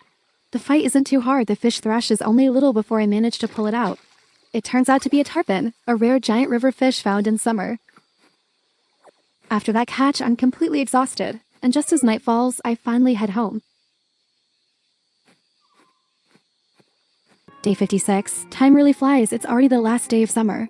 As soon as I step outside, Elsie comes to see me. She tells me that tonight is the Shooting Star Festival, a mystery and tradition that has lasted for centuries. Every year on this day, townsfolk gather with friends and family to watch the meteor shower, and the festival also marks the end of summer. If I want to invite someone to watch with me, I have to give them a star brooch. However, the person must be close to me, and I need to meet them after 8 p.m. so we can head up to the summit together. Hearing this, I already know my fate tonight after all. I haven't really gotten close to anyone yet. If you want to have someone to watch the festival with, you need to start from day 1, giving gifts and talking daily, preferably focusing on the single villagers. Along with the news, I also received several recipes to craft festival decorations.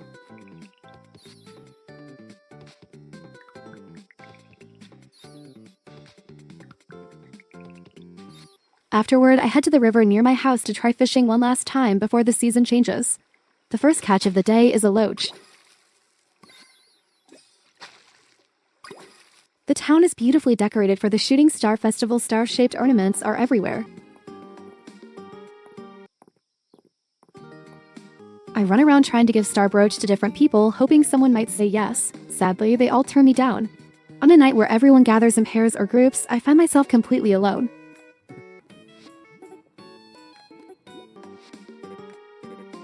Feeling dejected, I make a quick stop at the museum to donate the fish I caught yesterday.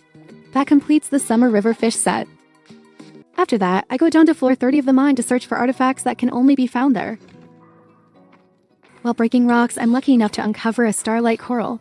Thankfully, I've already learned the stone turner skill. Without it, rare artifacts like this don't drop. Having achieved my goal, I head back up. I'm also curious to see how everyone is spending the night.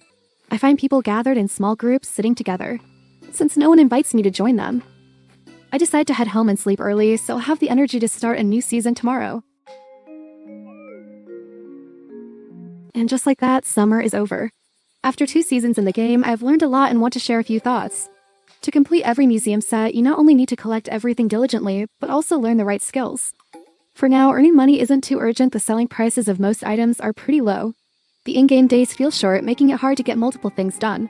From autumn onward, I'll be focusing on hunting items specifically for donations. If you'd like to follow along, make sure to stay tuned. Maybe my playthrough will help you find that one item you've been struggling to get. The scenery around me shifts into shades of orange, the colors of autumn. The hues of fall are completely different from spring and summer. You can recognize the season at just a glance. On the first day of fall, the first thing I do is plant crops. To complete the fall crop set for the museum, I need to buy certain seeds. To boost my income, I also buy a large number of pumpkins. They take 9 days to grow, but the profit is worth it, costing 70 to plant, yet selling for as much as 180. After buying the seeds, I head straight home to plant them. I sow all of them in the soil and carefully water each one. In the first days of the new season, I'm not going into the mines. Instead, I'm spending my time foraging and catching bugs. Most of the forage I'm collecting is turning out to be the basic items of autumn.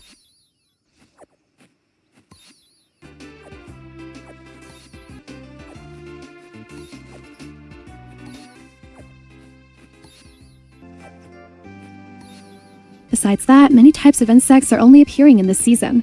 As the days go by, more rare and difficult to find species are starting to show up. On my very first day of wandering around, I have already completed the fall forage set. In the evening, I suddenly remember that today is Dr. Valen's birthday. Luckily, I have some seaweed, something she really likes, so I gift it to her. Day 58. This morning, I receive a letter from March. Why does he want to meet me? Thinking back to yesterday, both his and my hearts increased by 1. For someone as cold as him, I'm a bit nervous to see what he says when we meet. Today is also the day Valen conducts the regular health check for everyone. I go to the blacksmith to meet March. As soon as I arrive, he mentions that he has heard about all the useful things I do for the town and that everyone speaks well of me. I think he might have changed his attitude toward me, but he hasn't. He tells me that I will run into trouble because without money or experience, how could I possibly manage a farm? Things seem fine now, but if any difficulties arise, he thinks I would leave immediately. He looks down on me, but he is mistaken.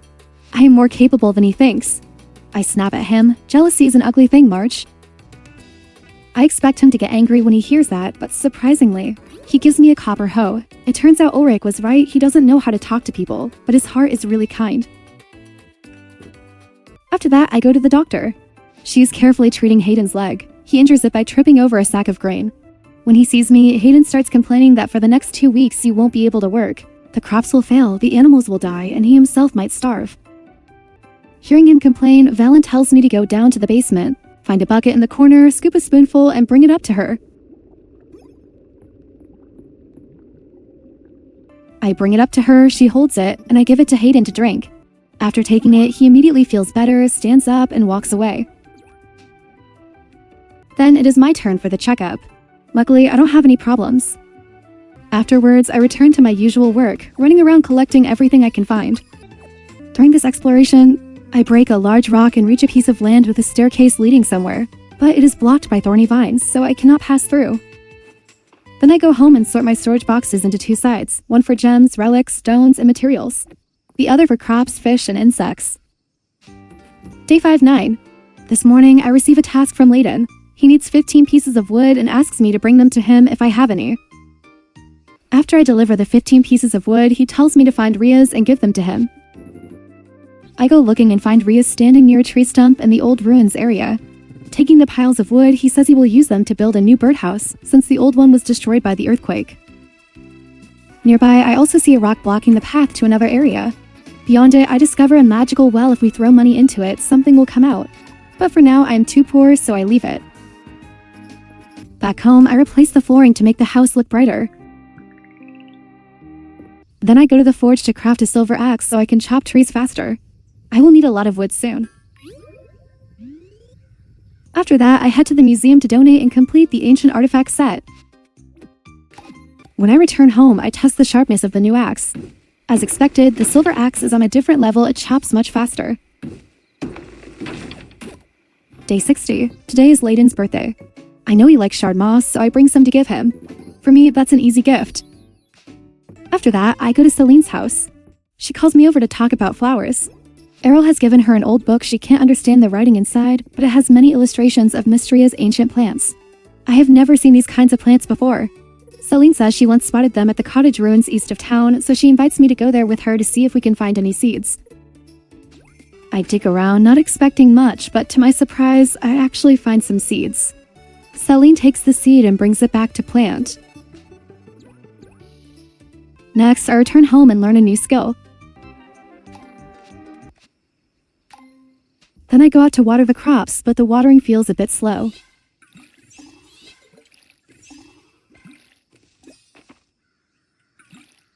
So I run to the forge to craft an iron watering can.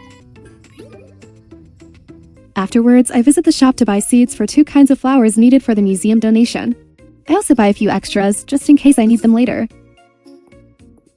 Finally, I return home and plant them in the soil. Day 61. The cranberry plants bear fruit today. With that, I finally have enough items to complete the crop fall set. Afterwards, I take a walk around the market to chat with everyone. Then I head down into the mines, starting from floor 31, to search for the remaining artifacts and fish needed for the museum sets. By the end of the day, I managed to find the final item for the buried set, the diamond-backed mirror. As for the fish, I only catch a sapphire betta, so there is still 1 fish left to find. Day 62. Today, Reina invites me to the inn because she has cooked a new dish and wants me to try it. My relationship with the villagers is getting better and better, so I start receiving letters from them more often. After quite a long time, I finally collect enough milk to make 10 pieces of cheese. This quest really takes a while. If you want to finish it faster, I think it's best to focus on farming to earn at least 7,000 in order to buy a coop, a barn, a chicken, and a cow. Be sure to buy the female one. I now have all the ingredients, so I head to the donation box and put everything in. Next, I head to the inn to taste Raina's new dish. It's called wild berry pie. After eating it, my maximum health increases by 52. Amazing. After finishing in the town center, I go to find Raina to let her know I have donated all the required ingredients. Then we return to the inn to try the dish prepared by Raina and Hemlock.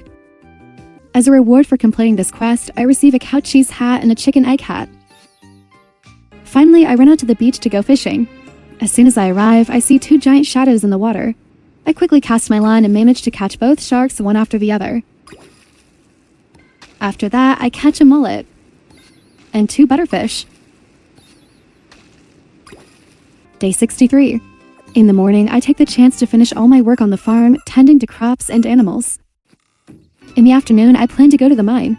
I also bring the fish I caught and flowers to the museum to donate, checking which items are still missing from the fall sets.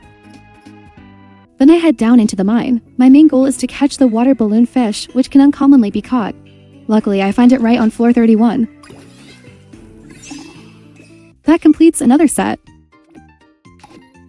Next, I run to the craft station to upgrade my fishing rod to an iron rod. After that, I go fishing again. This time in the lake, I catch several new fish. First a rainbow trout, then a snakehead, and a killifish. At the river, I even find an artifact. Day 64. Today is a rainy and windy day. As soon as I step outside, I see there's a letter in my mailbox. Adeline asks me to come to Haddon Farm. I wonder what task awaits me this time. After that, I head to the dragon statue to learn a new skill. I'll explain the skills I learn in more detail later when they directly support activities along with a clear video. Next, I go to Hayden's farm. This quest is one I've been waiting for a long time. I really want to raise more animals, but I need Hayden's help since he's the best livestock keeper here. However, with the current barn and coop, he can't take in any more animals. Now, if I can gather enough materials and upgrade to a large co-op and large barn, this problem will be solved. Still, achieving that dream isn't easy. I need to gather 400 wood, 500 stone, 8 iron ingots, and 4,000 tesserae. Since I'm near the ocean, I head there to fish a little. With my iron rod, I can cast farther. The first fish I catch is a swordfish, then a mullet, followed by 3 sardines, and finally a pollock. I don't manage to catch any new fish for the museum collection, so I return to chop wood.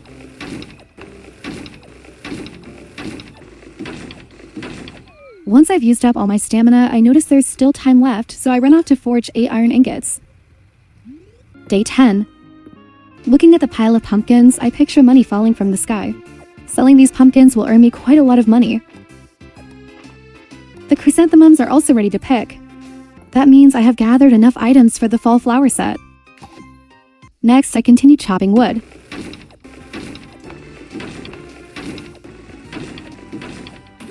By evening, I managed to collect the full 400 wood I need. I already have plenty of stone, so I run to Hayden Farm and put everything into the box. Since it's still early, I go look for Adeline. Even though today is Wednesday, everyone is gathered at the inn. When I arrive, I see the villagers singing together. It's really fun. I talk to Adeline to report my progress. And then we head to the barnyard at Hayden's farm. Together with Riaz and Lidden, we upgrade both the barn and the coop. It doesn't take long before both are finished. After that, I rush over to Hayden's shop to see what animals I can buy. I find out I can purchase ducks, horses, rabbits, and sheep. Unfortunately, I've already spent all my money to finish the quest, so I can't afford to buy anything yet.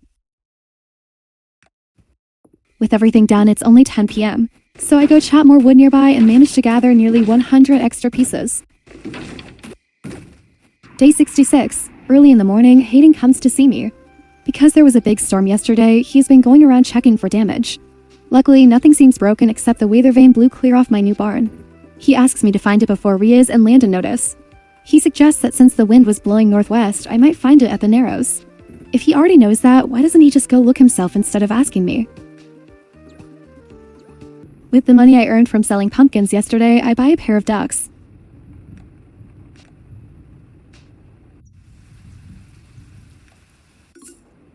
Then I follow Hayden's clue and search for the blown-off weather vane.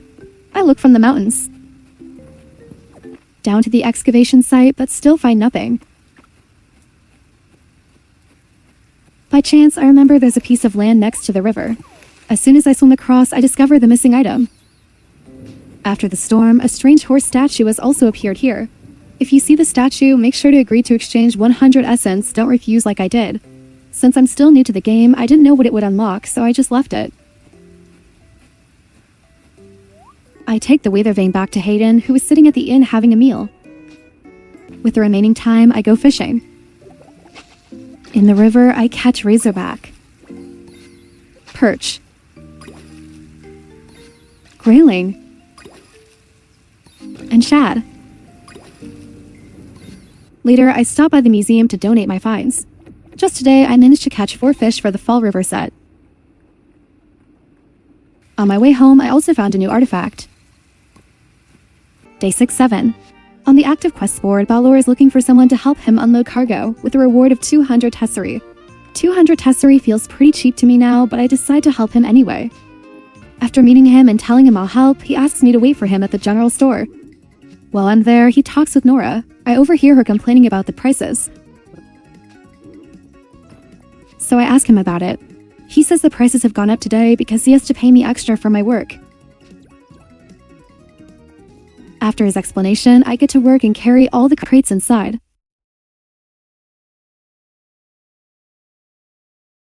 Once I am done, Nora starts badmouthing him. She says he's the only merchant who brings goods to town, and his prices are much lower than those at the new markets, so she suspects he might be stealing goods and reselling them. I go back out to receive my 200 tesserae from Balor. I want to ask him about what Nora said, but I can't find the right words, so I just let it go. After that, I head into the mines. It's been a while since I last go down there.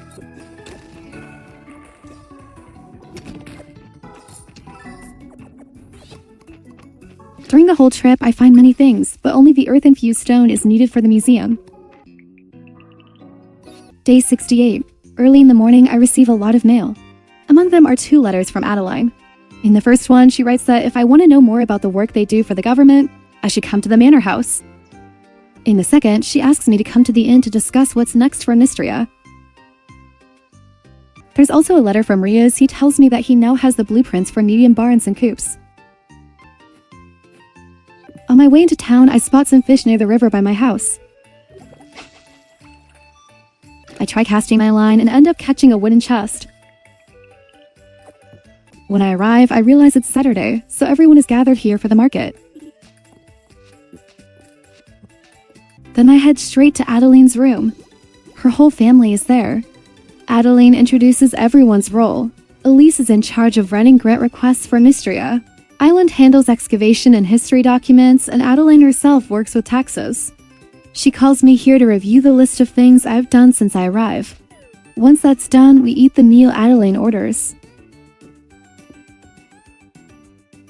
In the end, I receive a cherry tart. Afterwards, I go to the nearby lake and wade in, catching a paper pond shell. When I reach the inn, the innkeeper and Adeline invite me for a drink. We chat over wine about the recent changes in town. Then Raina shows up and suggests that if the bar and kitchen could be upgraded, she'd be able to cook more dishes. Hemlock and Josephine also want to redecorate the place. Because of that, Adeline sets up a donation box in front of the inn. Once enough materials are gathered, the upgrade will begin. The donation list looks overwhelming, but I'm already used to challenges like this. Later, I head back home and notice plenty of fish shadows in the river. I cast my line and catch a lamprey. This is the last fish I need for the Fall River fish set. Next, I go buy a white sheep. Finally, I wander around chopping trees. Whenever I see one in front of me, I cut it down.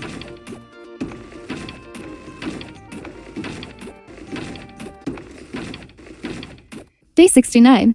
Today, Juniper posts a request for someone to come to the bathhouse so she can test out her new tonic. When I get there, I see Ulrich has already volunteered before me. After drinking it, he suddenly grows 2 rabbit ears and turns into a bunny running faster and craving carrots. I thought I was the one here to be the test subject, but Juniper just says a few random things to me and lets me go. After that, I spend the whole day chopping wood since the quest requires a whopping 600 pieces.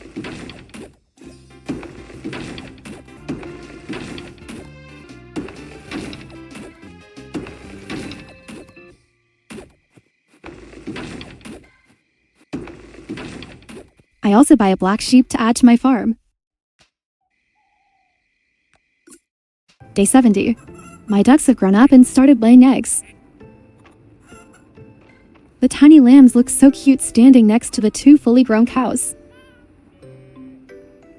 After that, I head into town and notice a few trees there. I try chopping them, and to my surprise, it actually works. Then I keep chopping trees all around.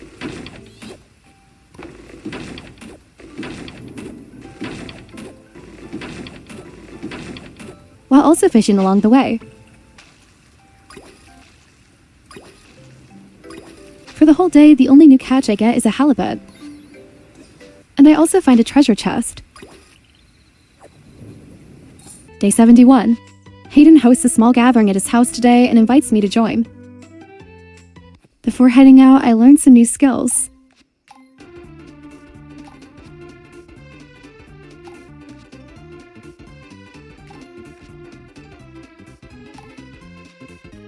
It also happens to be Dozy the dog's birthday, and luckily the gift he likes is very simple, a piece of wood.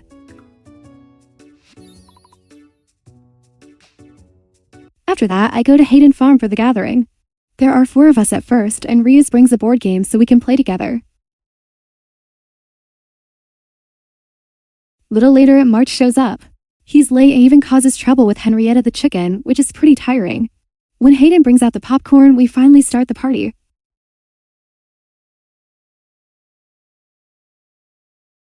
Next, I head into the mines and make my way down to floor 30 to mine more iron ore, since I need it for smelting items for a quest.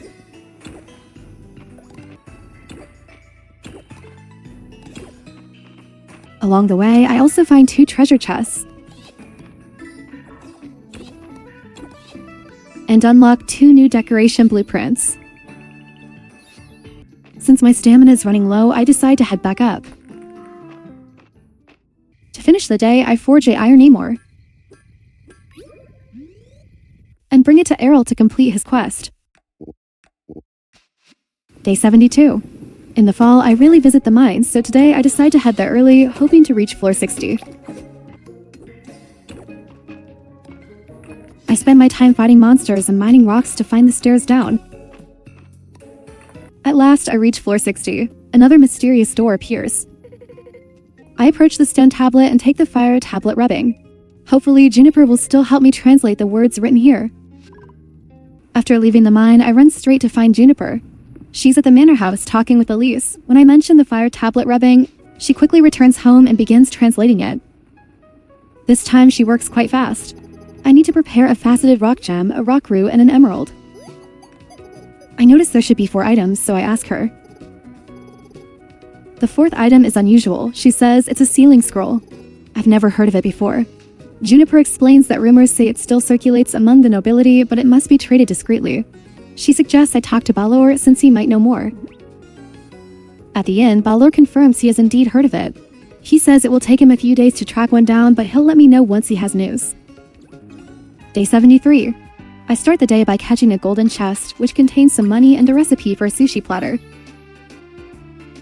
After that, I spend some time chatting with people around town before heading to the lake to fish. Among the catches, I even reel in a koi. Later, I return home to pick up a few items I already have and bring them down to floor 60 as offerings. I continue wandering around, gathering items here and there. At the archaeological site, I discover an unidentified artifact. Close to midnight, while at the beach, I spot 2 bugs crawling on the ground. I quickly catch them, and to my surprise, one of them turns out to be a new insect, the cicada nymph, a common insect found at night in fall. Day 74. This morning, I received news from Balor he has a lead on my special order. Without hesitation, I rush to the inn to speak with him. He tells me that he's contacted some sellers, and one of them is willing to part with a sealing scroll. However, since it's contraband, they want to trade it for untraceable ingots and gemstones. Specifically, I need to prepare 10 silver ingots, 10 rubies, 10 sapphires, and 10 emeralds. Balor sets up a payments box near his wagon. Specifically, I need to prepare 10 silver ingots, 10 rubies, 10 sapphires, and 10 emeralds. Balor sets up a payments box near his wagon. So I head into the mines to search for more. Before that, I stop by the museum to donate the items I found yesterday. With that, the fall insect set is now complete. Then I go hunting for emeralds. They spawn randomly between floors 41 and 59.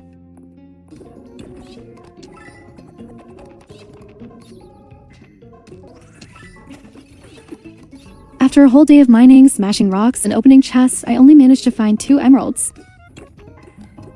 Oh well, 2 is better than none. At least I gather enough silver and smelt it into 20 ingots. Day 75. Today is Louis' birthday. He chose the date well since he only comes to town on Saturdays. His birthday also falls on a Saturday. I have to give him a gift, but that's fine. If I give people presents on their birthdays, then when mine comes around, they'll give me gifts too. He's easy to please, he likes crystals. While bringing a gift, I also prepare the materials to upgrade the inn since I've already gathered everything. I drop them into the donation box. Then go give Louis his present before heading over to talk with Adeline. The inn renovation begins. Everyone in town gathers out front to help. With Rainy assigning tasks and everyone pitching in, the work is finished in no time.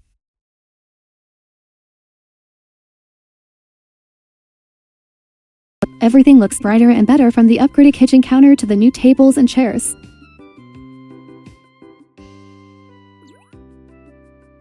After that, I go back to searching for emeralds. Just as I step out of the farm, I find a new artifact. I take it straight to the museum so it won't fool my inventory. I stay until I'm completely out of stamina, but don't manage to find anything new. Day 76. This morning I find a letter from Island. He says he knows many ancient places in Mistria, and if I'm interested, I should meet him at the manor house. He'll show me around. Honestly, I'm not at all interested in history or ancient relics, but since he looks pretty handsome, I decide to go see what he has to show. Before heading out, I take care of my animals. As soon as I enter the barn, I notice that my sheep have grown and produced wool. They were so tiny just a few days ago, now they're fully grown.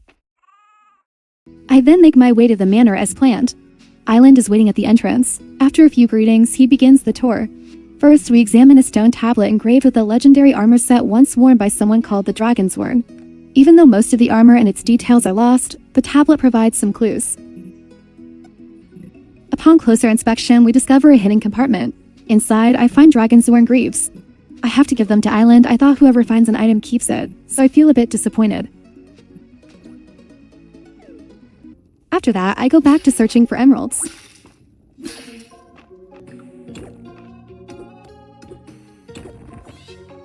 This time, I'm lucky enough to find an emerald chunk. I managed to break it into 2 more emeralds, bringing my total for the evening to 3. Day 77. Today is Terithia's birthday. The gifts she likes are quite hard to come by, but luckily I have a spare giant fish scale, so I give it to her. When I step outside, I see that my sweet potatoes are ready to harvest. I pull them all up.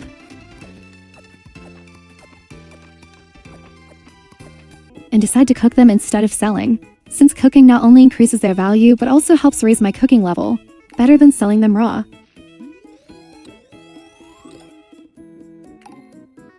After cooking, I also have a 5% chance to receive an extra dish thanks to the Dinner for 2 skill.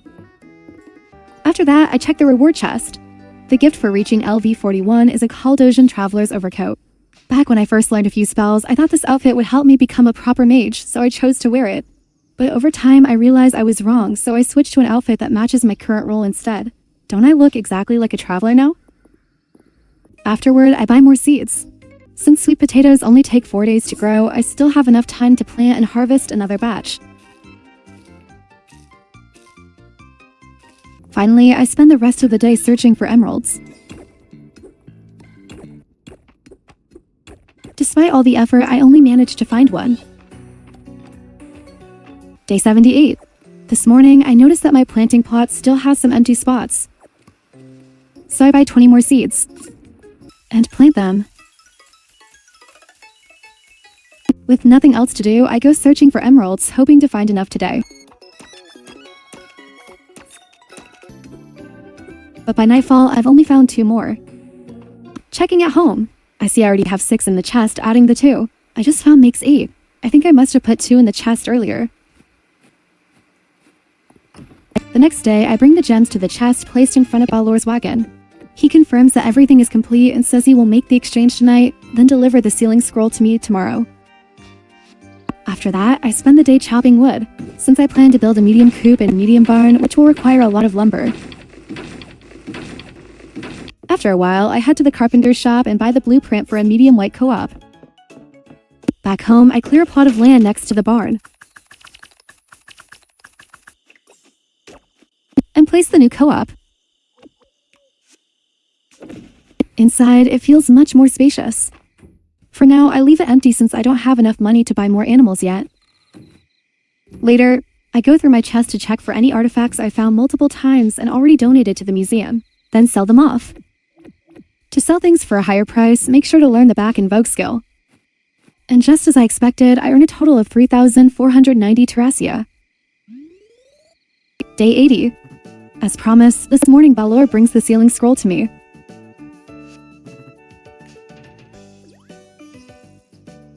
After that, I go to forge a silver bug net. At first, I think upgrading the nets will allow me to catch more rare bugs. But I'm wrong, it only has an aesthetic purpose, so it's not really necessary to forge. I also forge an iron pickaxe. Then I forge a silver sword because soon in the mines I will meet stronger monsters, so I need to prepare everything more carefully. Luckily, this time I forge a leeching silver, which restores 1 HP each time it is used to damage a monster. To forge it, you must learn the skill leech blacksmithing.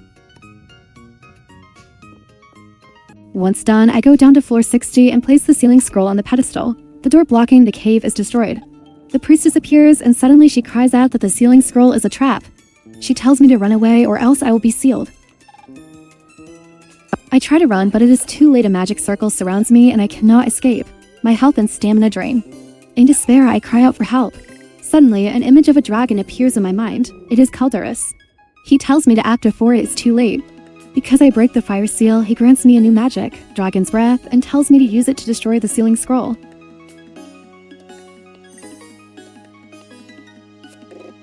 Even though I now have the new magic, my body has no strength left to move.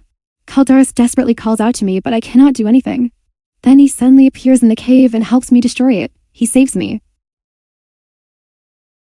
Before leaving, he says that he must now retreat to the temple deep in the forest and tells me to use the new magic to clear the path and go there to meet him. Without hesitation, after escaping the cave, I immediately go to the forest entrance and use the firepower to burn away the thorns blocking the stairs. Inside, I see a new land. Here I find many kinds of plants. The first is the spirit mushroom, then the thorn vine, the walnut, bellberry, and finally the temple flower. I also catch a new kind of fish here, the silver red horse. There is also an area with many trees and stone tablets inscribed with the names of people, as if in remembrance of those from the past. After that, I go into the temple and talk to Caldarus. The place is beautiful, truly worthy of a god's dwelling. Everything looks so noble. When I arrive, I see him lying on the bed, probably because saving me has drained much of his strength. I worry, but he reassures me that he's fine and that breaking the final seal will help him recover. I also continue to receive more essence, and he says that if I have time, I should come visit him. Leaving him to rest, I return home. Day 81. Another batch of sweet potatoes is ready to harvest. After pulling them up, I cook them into roasted sweet potatoes. Then I head to Head and Farm and buy 2 rabbits.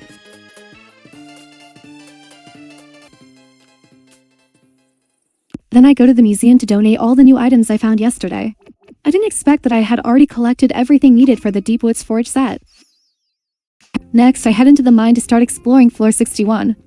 Here, if I want to walk across lava, I need to carry a water jar to pour on it, but today I forgot to bring one. From this floor onward, I have to face 4 familiar monsters, but of course they are stronger than the ones on the upper floors. The first is red rock clods. The second is stalagmites. The third is mushrooms. When they explode, not only do they deal damage, but they also leave behind slime that drains HP and slows movement. The fourth monster is Orange Sapling. When the big one dies, its body splits into two smaller monsters. Besides those, two new monsters appear here. The first is the Flame Spirit. It's not too hard to kill. It flies toward me and spits fire, so the best tactic is to rush in and defeat it quickly. The second is the Lava Cat. This one is very easy to kill, just pour water on it to cool it down, then it won't be able to move or attack anymore. After that, I just rush in and finish it off. From this floor onward, I start finding gold ore. And diamonds. Along with new artifacts. I also gather plenty of new forage such as flame pepper, hot potato. And as for fishing, I managed to catch two new types of fish. The first is candelabra sea dragon, and the second is armored bass.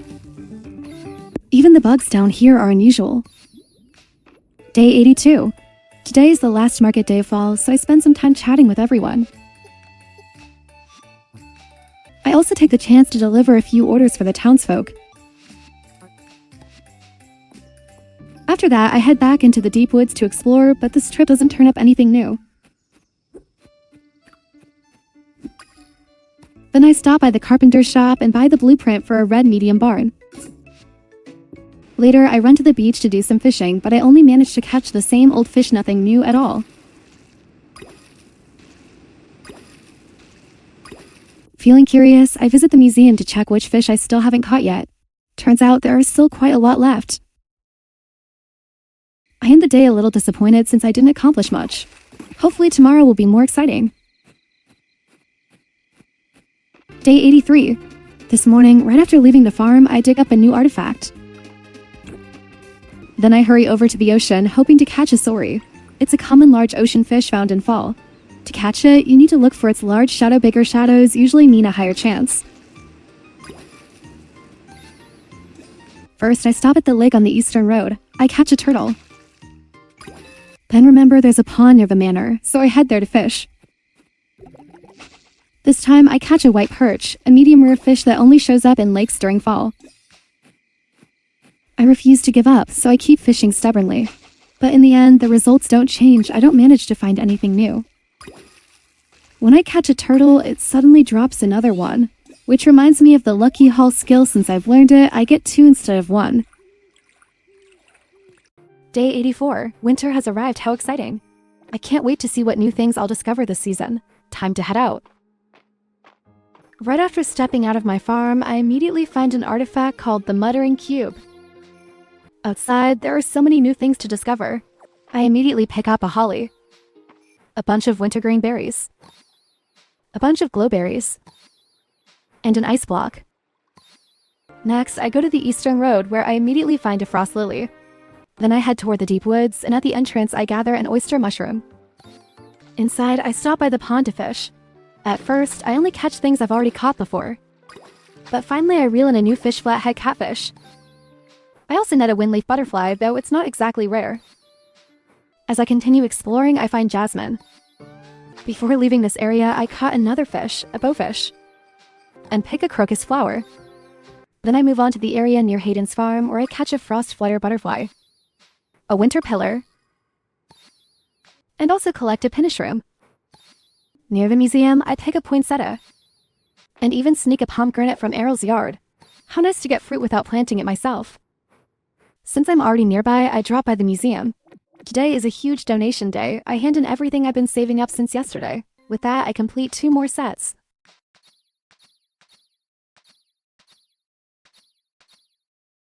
I suddenly realize I haven't planted my crops yet, so I rush to the general store to buy seeds. On the way, I chat with the townsfolk. Everyone's winter outfits look so nice. Back at the store, I quickly buy different seeds, then hurry home to plant them all.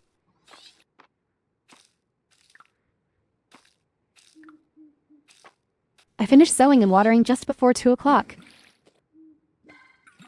Afterwards, I store most of my items in the chest, but keep one of each to drop into the shipping bin. Selling at least one of each will unlock new cooking recipes. Day 85. In the morning, I decide to clear the land to place the medium barn. I chop trees and break rocks, and find a snug bug. After a while, the land is cleared. I place the medium barn and put the wood and stone into the chest. With everything ready, I just build the barn. Then I run off to buy a white alpaca. Next, I go to the beach and collect burdock root. Then I visit the archaeological site and find snapdragon, which is the last flower for the winter flower set.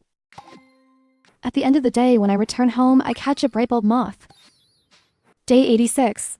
In the morning, I ring the bell in front of the barn to let the animals out. At first, I thought that in winter they wouldn't be allowed outside because they might get sick, but as long as it's not snowing, they can still go out and play.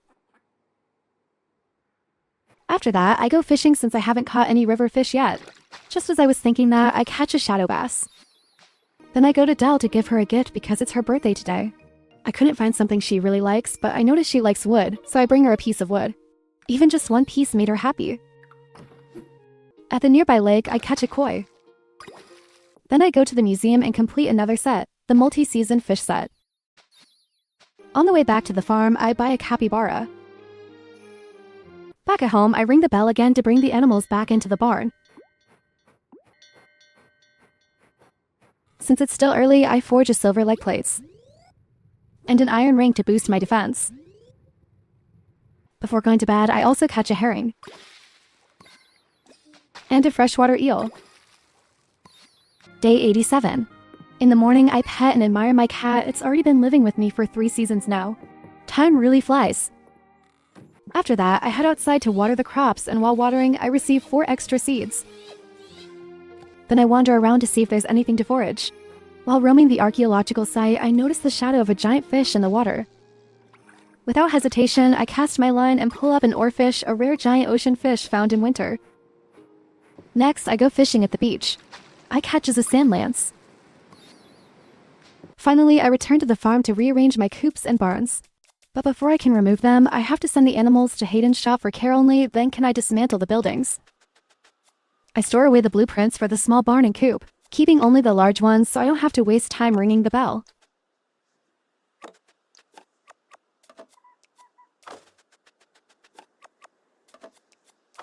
After that, I head back to Hayden's farm to move the animals into their new homes.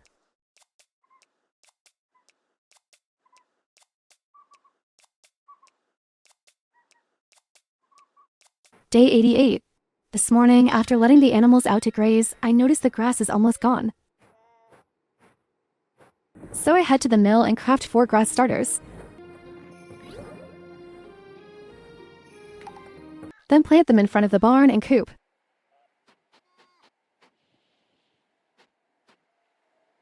After 4 days, the beets are finally ready to harvest, so I gather them all. I also sell a few to earn some money and possibly unlock cooking recipes. After that, I go buy 20 more beet seeds and plant them back on the farm.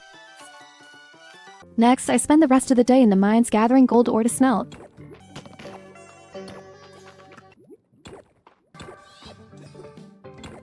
Cracks appear on the ground, and when I use my pickaxe on them, either gold or stone falls out. Day 89. My 2 snow pea plants have finally borne fruit.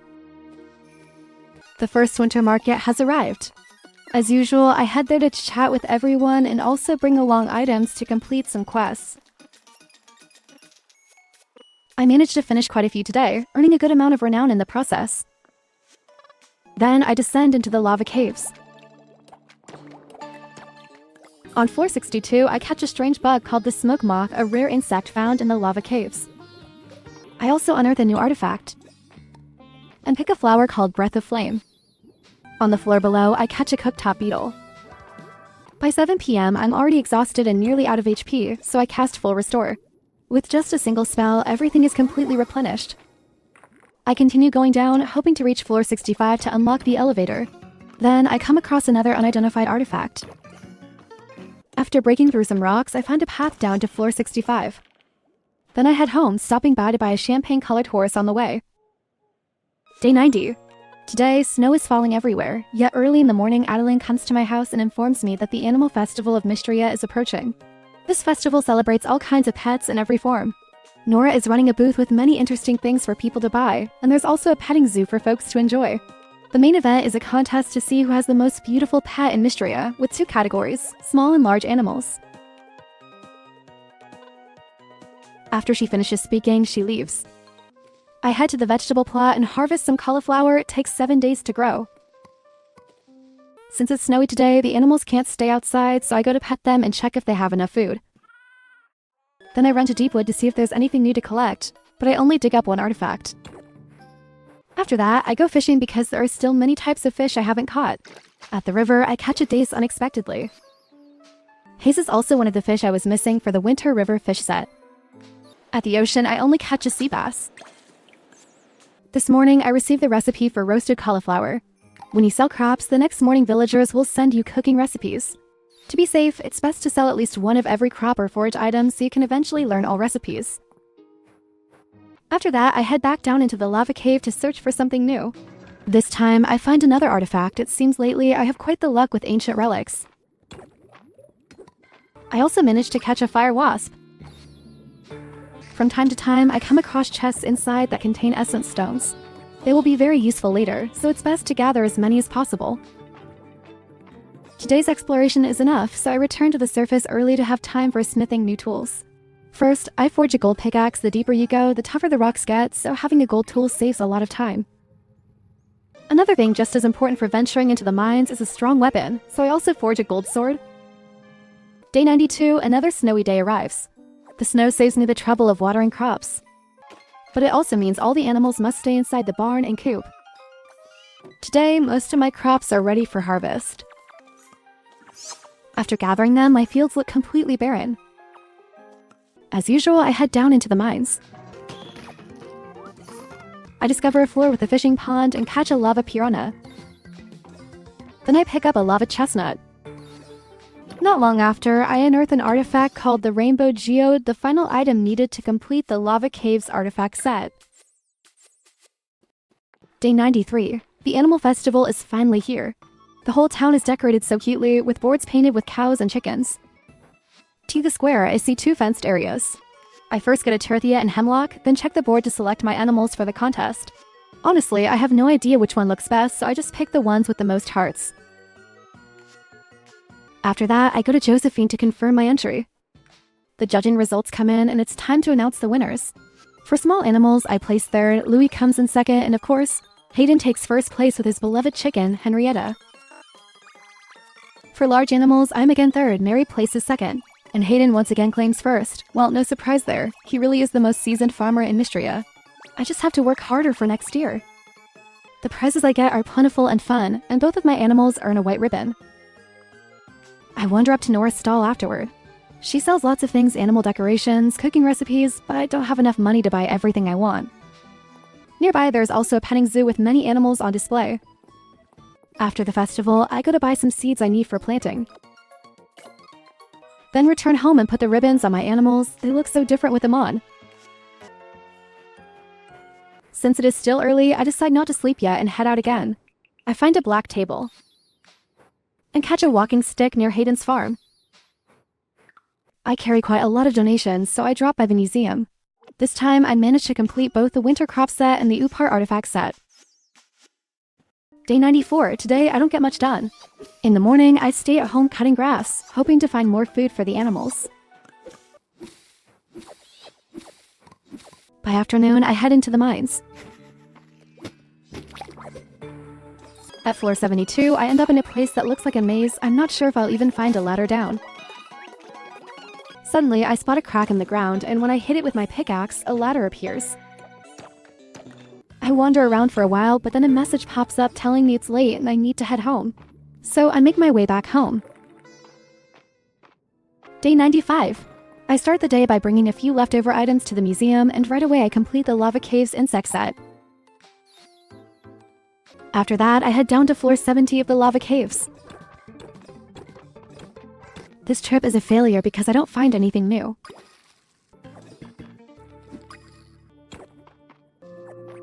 And to make matters worse, by the time night comes, I still can't make it down to floor 75. Day 96. This morning I see a dig site on my farm. Digging it up can drop an artifact. For dig sites to appear, I need to learn the former farmer's skill. There's an artifact set that can only be found on the farm. Next, I go to the market. When I meet Elsie, I gossip with her and learn that Darcy's favorite gift is chocolate.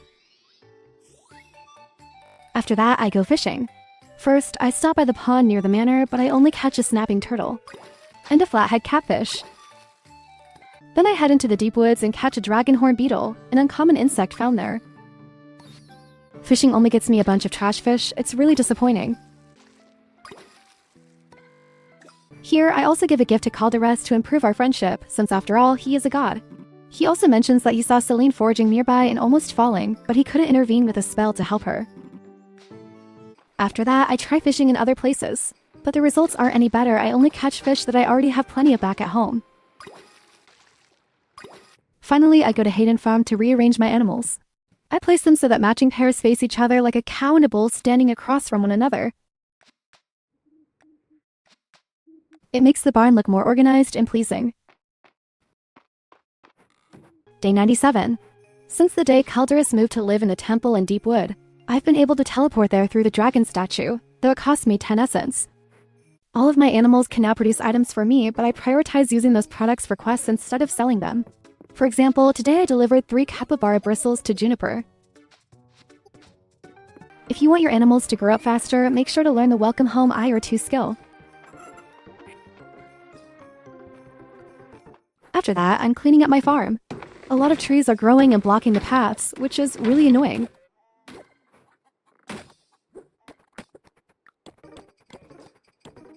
With the little time I had left, I headed to the beach for some fishing. I caught a bonito, though it wasn't needed for the museum collection. Day 98. Today is truly dull. I wander everywhere but don't find anything new, only 2 artifacts. One in the deep woods, and one while fishing. In the end, I decide to move the barns and coops around to make the farm feel more spacious. Day 99. After wandering all day yesterday to explore above ground, today I decide to head underground, specifically into the lava cave. But there isn't much more progress than yesterday.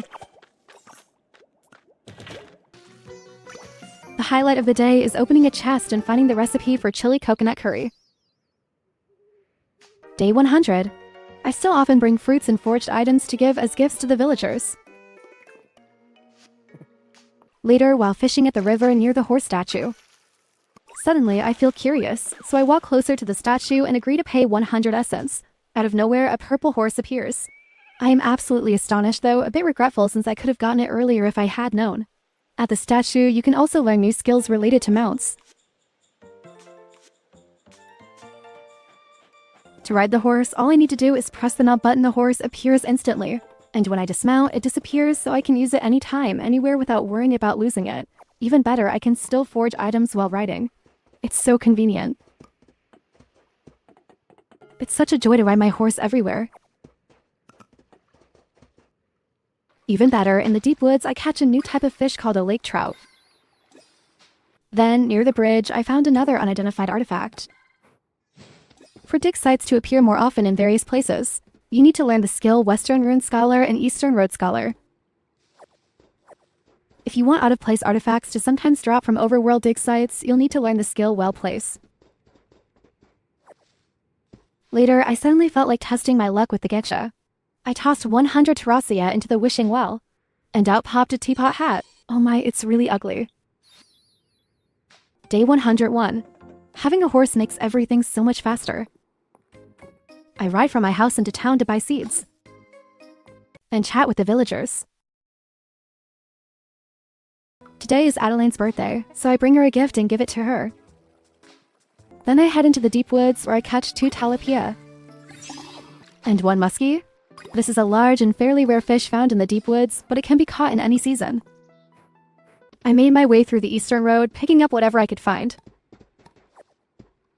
After that, I head back home to plant the seeds and store away some items.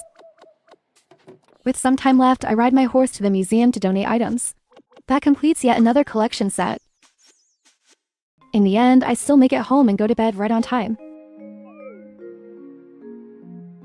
I'm gradually getting used to life here. In the mornings, I water my crops then pet my animals. After that, I head into town to talk with people. If there's a quest I can complete, I do it right away. Every Saturday, there's a market where everyone gathers, so it's a perfect chance to chat with the villagers. At Darcy's shop, aside from selling meals, there are also a variety of cooking recipes. Later on, some quests will require cooking, so this is a good place to pick up recipes. And if cooking isn't an option, prepared dishes can be bought instead. On the way to different places, I forage flowers, fruits, and vegetables. Some days, I go into the cave to explore deeper floors, pushing myself to descend further. I try to collect more gold and find new artifacts.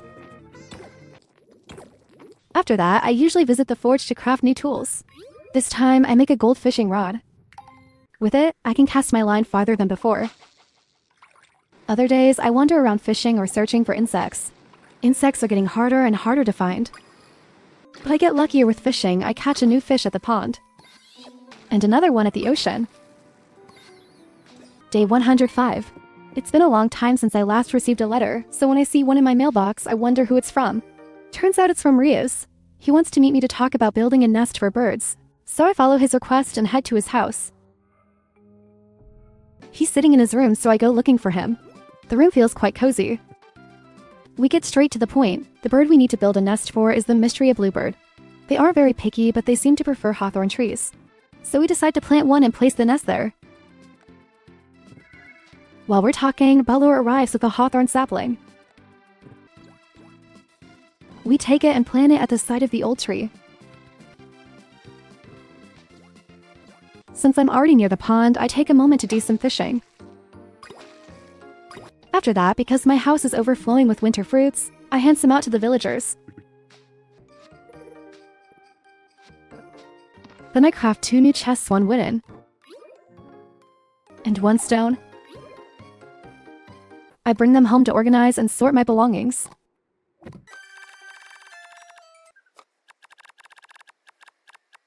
At the end of the day, I head to the beach for some night fishing, but I don't catch anything new. Day 106. Lately, I'm very active in giving gifts to everyone. I usually prioritize strolling through town before doing anything else. After that, I head into the cave. To make more treasures appear in the mine, learn the treasured skill. And if you want to find only silver and gold chests, don't forget to unlock the fantastic find skill. After a while of exploring, I make it down to floor 80. A whisper echoes, but unlike before, the priestess says I can't continue exploring yet and should come back later. When I open my reward chest, I find gold and a tarnished gold leg plates inside. Day 107. I've reached the deepest floor of the mine. While waiting for deeper levels to open, I'll focus 100% on collecting the items the museum needs. I concentrate on fishing and move between different fishing spots. Along the way, I catch bugs and dig up artifacts. Today, I catch a new artifact, the last item needed to complete the aquatic artifact set. The following days, the search for strange things begins. Because after almost 1 year here, I have already caught many of the common species. Only the rare fish and rare bugs are still missing. However, if you want to catch legendary fish, you should learn this skill. But to find them, it also needs to be the right season and weather. If you are interested, follow me. I will make a video showing how to catch each one. For bugs, you also need to learn the perfect pollinator skill so that legendary bugs will appear more often. For artifacts, you should also learn these 2 skills. Then the chance of finding rare and legendary artifacts will become easier. In the remaining days, I dug up a rare artifact called the Crystal Apple, and 1 uncommon artifact called Rusted Shield. It's been nearly a year and I've helped the town reach Sapphire Star rank. For that, I've received a golden treasure box which contains some money and 2 silver ingots. I have quite a lot of money now, so I decide to buy a large co-op and a large barn. Then I head home, build them.